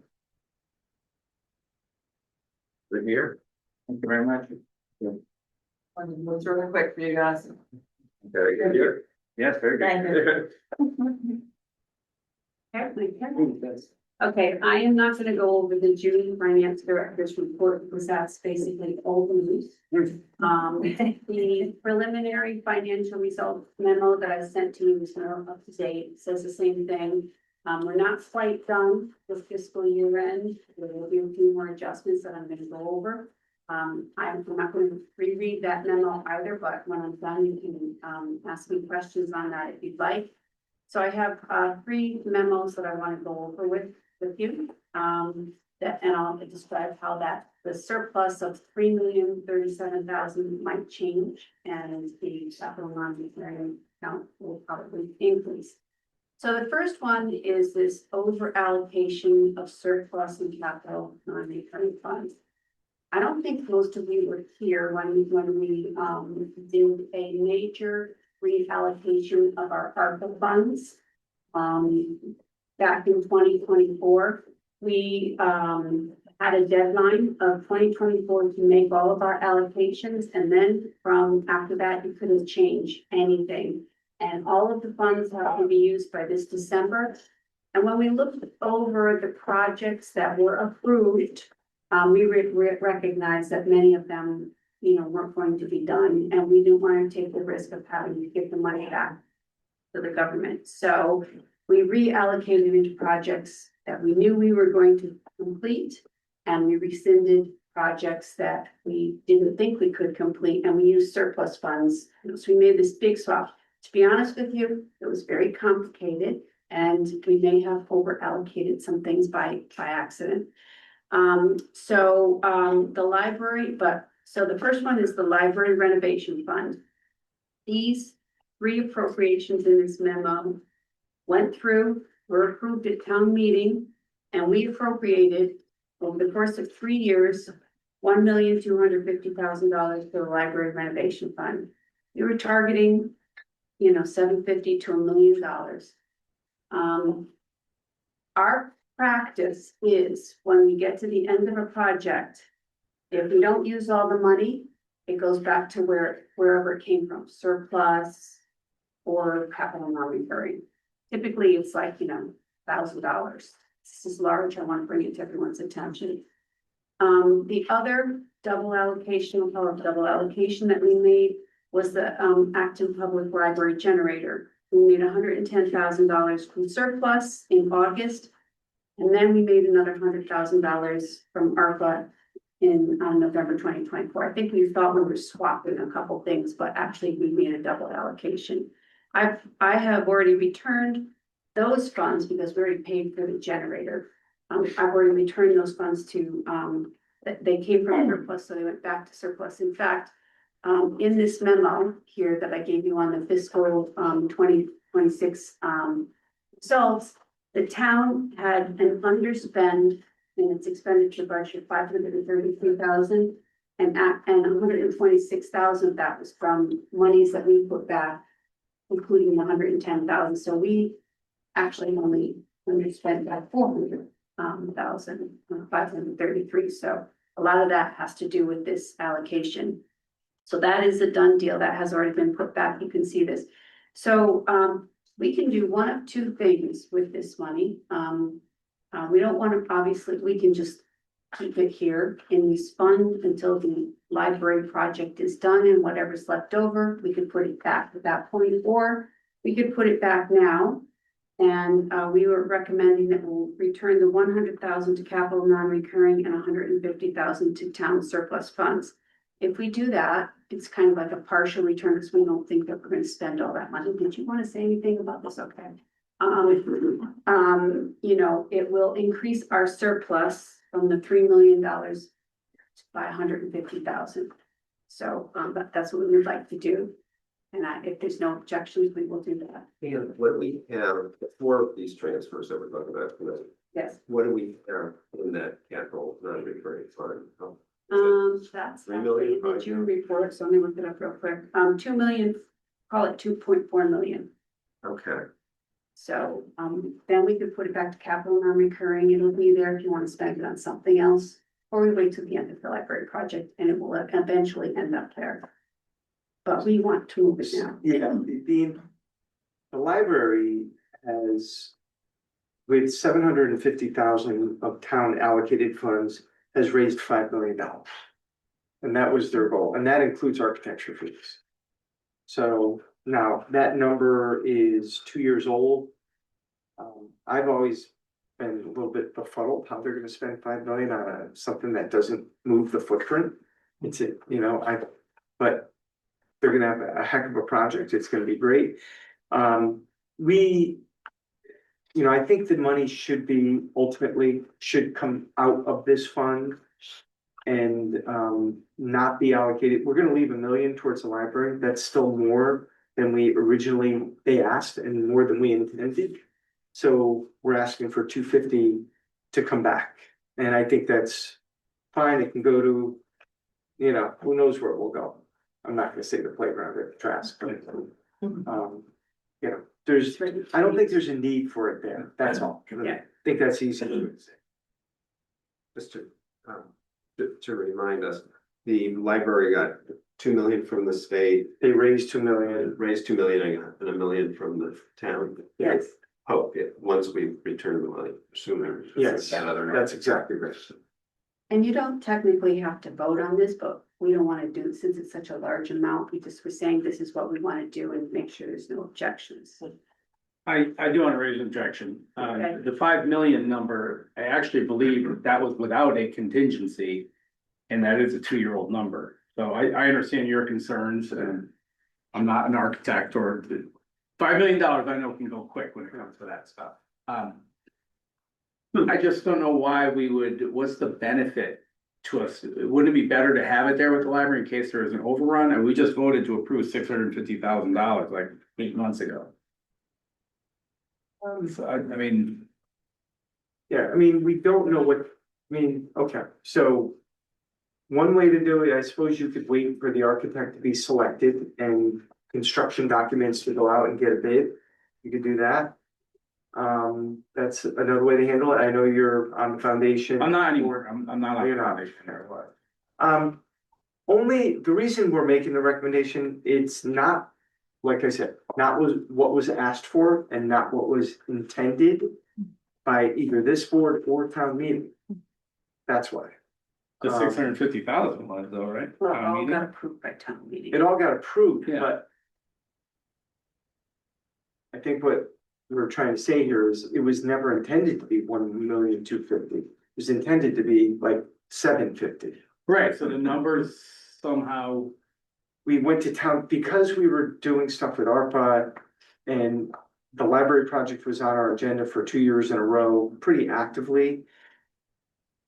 I was shocked when I heard, I was like, my God, that is not my recollection. My recollection was 750,000. I was sure of it.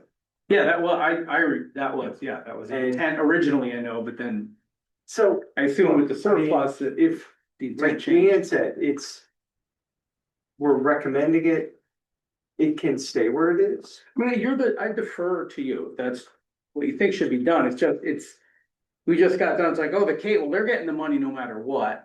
Our money gets spent first. If they, you know, they Yeah. have an overrun, they get to keep it. It's like, On the other hand, the library, well, if they go over, they're gonna have to come to us and ask for more.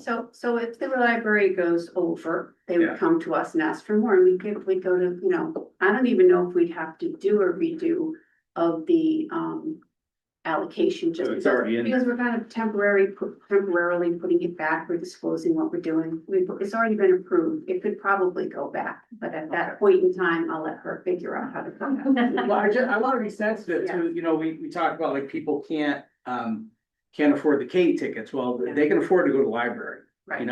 and their tax money pays for that and they can go there. And I would just hate to see an instance where somebody feels like, how come my town can afford to give the K, it's a private organization that benefits people that can afford to be involved in it, all this money, yet they want to take $250,000 back. Not that a single We don't person's think even that we watching this need it meeting, at the but. moment. Clearly, we don't think that we need it. We think we put too much there.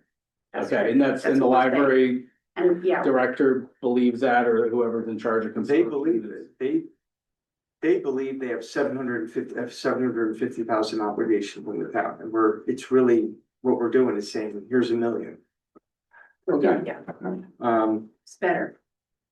nobody, as you are, hugely supportive of the library. Yeah, and clearly the town is, I mean, I'm not making the argument that we're not, it's just, it looks on the same night when we're voting to spend all this money, it looks like we're taking it. But we're not, it is in the capital non-recurring fund. And Right. I think you could just bring it back if you need to. Right, okay, thank you for Yes. entertaining my Well, objections. Good question. Okay. The next one is another board of, going to the fiscal year end transfers memo. This is, a typical, transaction that occurs every single year. For finance approved, if you were all here last year, we did this. We have an awful lot of money in outside services this year because of everything that's going on. So, we will now be putting $50,000 back to the general fund. That is not included in these surplus numbers, so I know for sure the surplus will go up by about $50,000. In September, we'll have $50,000 more. We'll have 150, so we're up to $200,000 more in surplus. That will ultimately go to probably go to capital non-recurring. So, the other good news about this is that, there's $81,000 that's gonna, be transferred to the police vehicle reserve account as, we decided as a board that is where the second part of the excess would go. We also had $29,000 go back into the income fund for youth and family services. So those transactions are automatically made, and the youth and family transaction does not affect the general fund before the surplus. Just the information. So these transactions will be done. The third memo is about the Deep Trails Grant. When we received this grant, we. Yeah. So, do you have any questions for the last I'm one? sorry. Yeah, no. Go too quick. I just have a real quick one. So for the police, of service, so we're gonna move 81,000 to the police vehicle reserve fund. Yes, we are. So that's in addition to the 90,000 that's put in the year. 95,000 in addition. to Right, it. so it will almost have. 2 years worth of. Great. Fantastic. It is good. And Fantastic. Yeah. That's fine. Thank you very much. That's very fun. So as contingency, as a condition of this grant that we received for $366,000, town is to make a match of 20% of $91,660.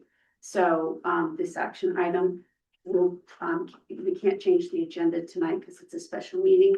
But I just wanted to explain, we were looking at all these things when we do the year-end review, and we found these items. Clearly, we just put $110,000 back into capital non-recurring because of the generator, and so this is kind of a net so zero. honestly, I mean, I don't recall this happening in the past. We simply forgot to put the town match and take it to town meeting. We forgot to, Rock on. and that was 2 years ago. went to town meeting for the grant amount, because it's a reimbursable grant.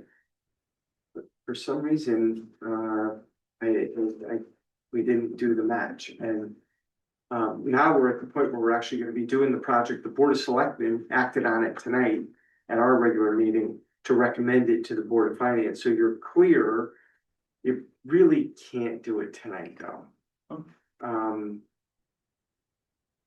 Unfortunately, that will have to go to a town meeting, and if you don't meet until August 18th, we can't call a town meeting on that until after that. Now we're pushing up against September 9th, so, and you wanna close the book on the municipal transfers. Yeah, So- capital non-recurring is an off budget account, so that won't affect, this will not affect me closing books. So we can do that in December if you have to. Did we say August fourth? We didn't have a quorum. Is that was the issue with the August fourth? Yes, Or if you come back just for that one motion, that would be fun. Maybe we have. I mean, it would not have a you quorum. can do a remote meeting. We don't need, as Leanne said, we could do that after. We can do that in the fall at some point if we really had to. Okay. And in the meantime, I'll take the rest, the municipal reserve, or surplus recommendations to a town meeting in August. So just leave it. We just can't forget to take it. You're right. I don't wanna forget. I'm really happy to see this. Jerry, that's on you. Oh, that was on Jerry. That's on you. I got it. For the next agenda, to put it on, so that, If you should, reimbursement grant, so. Okay. All right, This space, by the way, it's so. It so needs that the Gardener's Landing, the signage. I mean, it's right getting down better the street. complete. Oh my gosh, it needs it. It's so interesting historically and it's so sad looking. and it's in it, the landscape architecture bid had a whole piece on education. Oh, okay. It's hard. Yeah. Or Lionel Gardner, he just looks so sad. He needs a facelift. He really does. Is that gonna be able to be like, can that horn in on what is planned through for the Saybrook Point project? So, I think he said it was. yeah. That was it- the educational part. It's gonna, the monies that's gonna be spent here is gonna be in coordination with what's planned for Saybrook Point. Yes. Yeah. That's gonna be good. So you're okay with this one going? It'll come back to you at your August 18th meeting. It's fine. Okay. Any other questions? Did you have anything else that you I have had? nothing else, no. Any other questions for Leanne? Do we, any chance at the next meeting we can see how much revenue we've gotten for the police boat? Looking at the bridge project, how many hours and what that number is? Yes. And maybe now that there's a new administration, we can talk about upping the hourly rate that I think was entirely too low when they first put it in place. Why don't you write a letter to the chairman of, as a citizen, saying you're experienced in the industry and recommend that to the chairman? I mean, just say. Have you Well, I thought- wanna see the numbers first. Yeah. and then we can-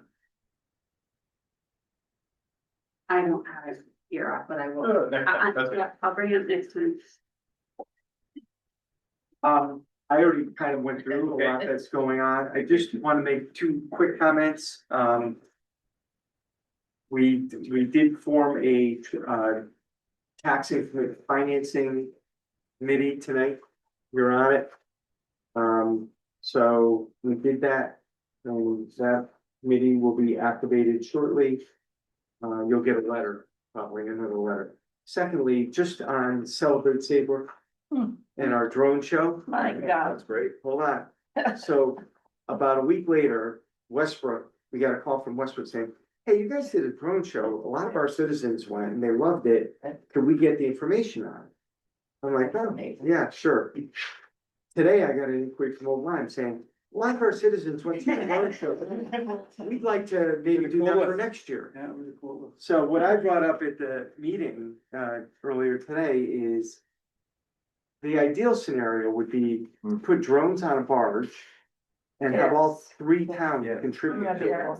And then you could have a drone show. I don't know if they could I assume they could do it over the water. They do lose them now and then. See what?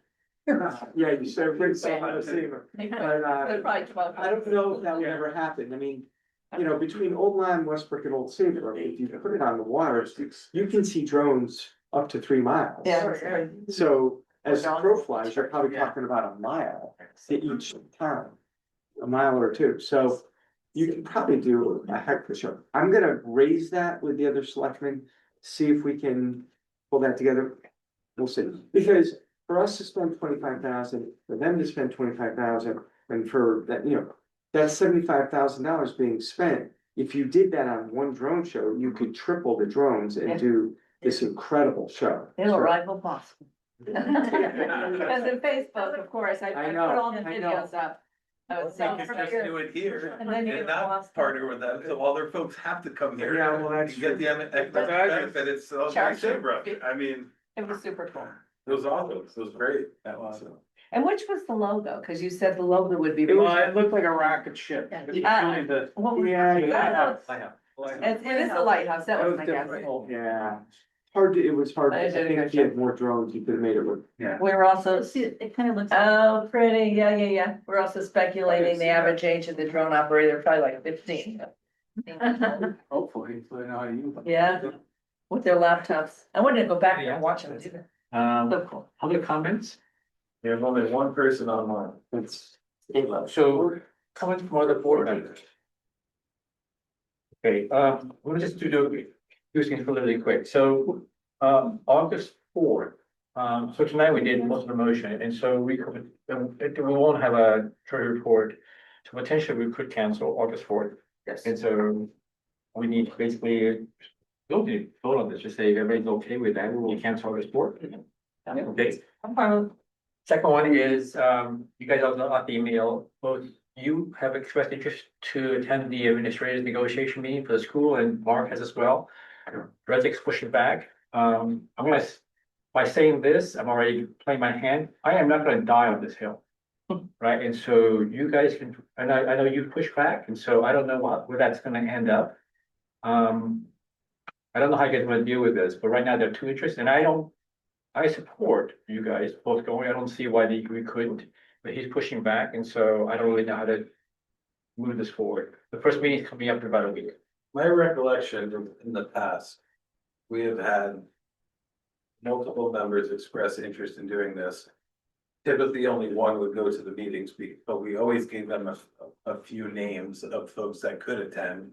And then Mark and I can work it out as to who goes to each meeting.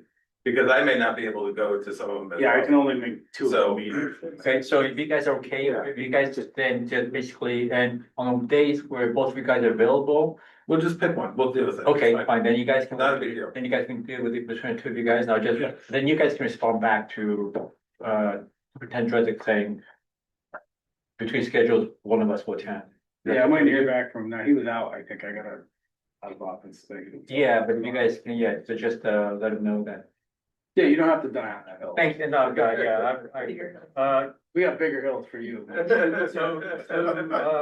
I'll deal with the other school things later on, so to come back to your point, Eric, so Leanne said, right, she always gives these final reports for June, right, and so in June, she said these are not the final numbers. But the end, this is just pretty close to the end, there is the school numbers.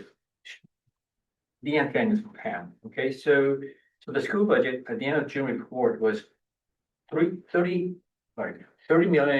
30.8 million, let's go with that, 30.8 million. They've already said we're gonna take 600,000 off of that, just savings, which means that their real budget that they can spend is 30.2 million.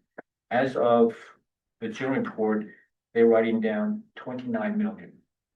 So that's 1.2 million left at this report. Okay, let's just park that for a second.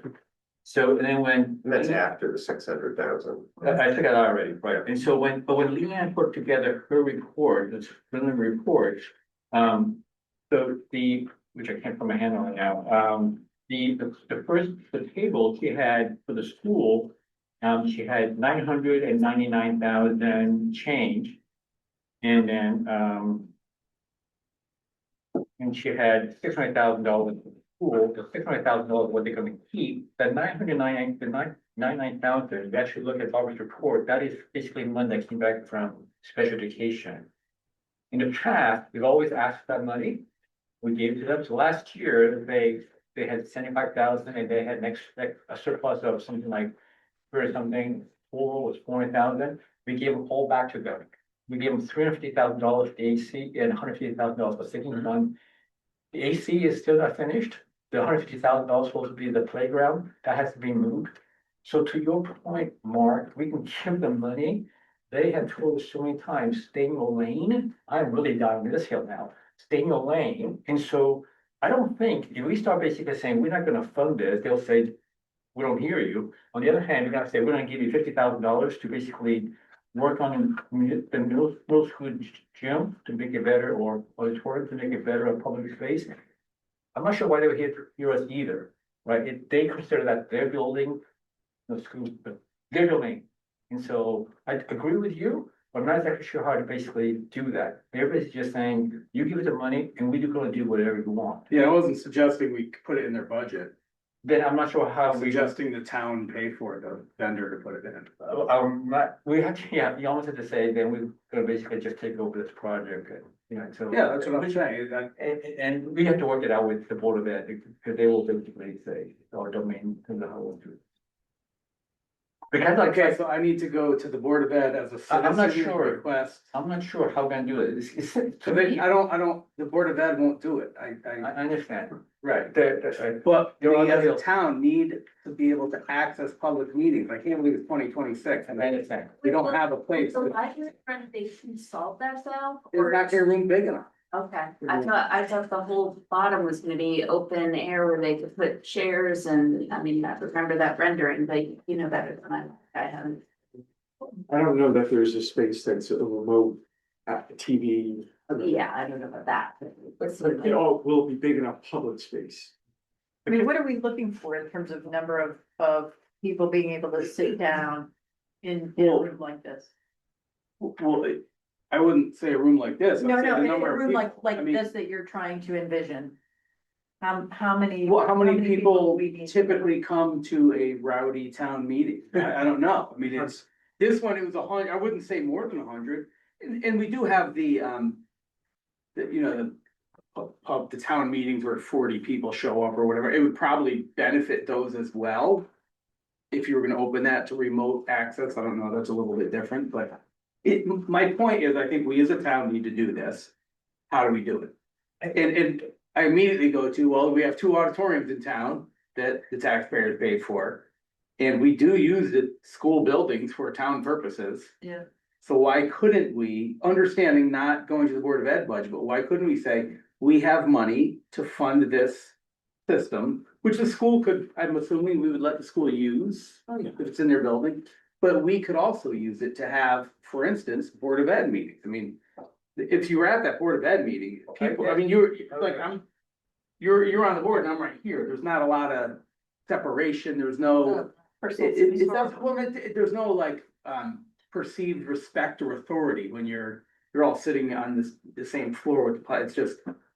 Well, it provides- We could do better. is It all. provides accessibility for folks who can't Right. necessarily get there in person. Yes, and that's the biggest thing, either elderly, weather, or, Well, you I know, due to mean, think different about abilities. town meetings Carl holds, it would allow people to also zoom in for a Right. town meeting. Right. Then they wouldn't have to come, they could, you know, I think it would be a great idea. That's for- what I'm saying. For the entire town. I don't. You know, this- maybe Carl, you can have Larry look into it, like setting it up with our IT guy. Actually, I just had Comcast in my house and he's the Comcast guy that we use here. We'll look into it. Absolutely, I just don't think it's, yeah, I mean, it's a conversation, I just don't think it's a, here, we're gonna, from a surplus, gonna give you 50,000. Yeah, I didn't envision But giving. you know what? I think the Board of Ed should have to pay half the cost. They have so much money.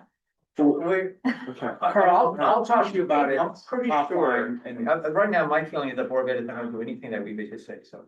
But let me finish your point though, right, and so, They have surplus there. so again, in Leanne's report, the first page, right, in terms of the Board of Ed, the revenue surplus is 99,000. 594, that's exactly the amount for the, special grant. The ECS, I guess, I sent you guys all an email in terms of I got an email from a Board of Ed member saying, we have any questions for, the Connecticut Governor, Blue Ribbon Commission on ECF. ECF is another item that's involved in the report. The first item, we get so little. We have 130,000 out of budget of 30 million. So I don't have a lot of questions on that. Carl is one of the vice chair of the CCM. So if you want to talk about ECS, I'm sure he'll tell you all he needs to know, or what he needs to. They already took, maybe took the second page. You actually, the reason why it says never get anything back, right? The Board of Ed is the fourth from the bottom. They said budget was 30,847,000, projected actual, projected exact same amount. Amount returned is 0. When they came through here and said they want to reserve 600,000, I basically wrote out and says, we can anticipate 0 back. And we got 0 back. And so for you to say, well, did you come in a surplus for this year? It will be 0. What we could see though, is they hopefully will provide a last statement for that year that shows the expenses for each line item. And then second one, we're gonna be so far over budget, not over budget, but spend more than what they budgeted for. That's where the money went, but I doubt that we're gonna get any back. Well, we're not gonna get any back, because it is 0. What they did give us back is 99,000, which in previous years we were giving them back, and so they didn't ask for it, because we didn't make a motion for it, so we get to keep it. They said we could keep it. Well, okay. Thank you. So, yeah.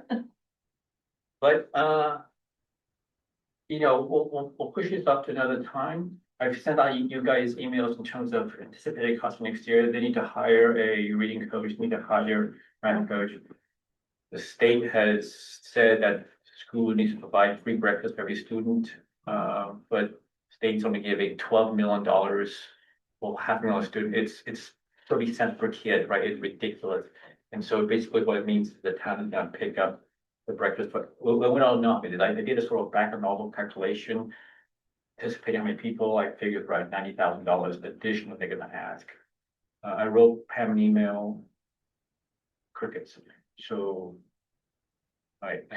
Yeah, I'm being very biased with my comments right now, but I'm deep to the hill of dying, so.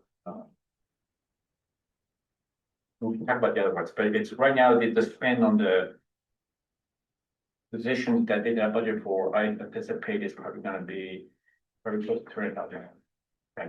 With benefits. So these are people with certification, reading coaches, 497, they don't come cheaper. I think you mentioned this, George, you're saying you would like an itemized, basically general ledger or. So you know what you'd call it for a nonprofit, a profit and loss, basically showing all their expenditures by account. They do this every month. They don't provide that normally? They give us their expenditures every month at line item level. Okay. Salaries, operations, capital, so I don't know what the detail is. So. Back when they came by, we had all these questions. One question was, can you give us a copy of each this for every month? I've not received it since then. Ever. So, we can ask again, but, They don't have to. well, we have Board of to Ed, get it. line item, But you have to get it at some point, right? I don't know. but you do at some point. Okay, well, I'll just get it on here.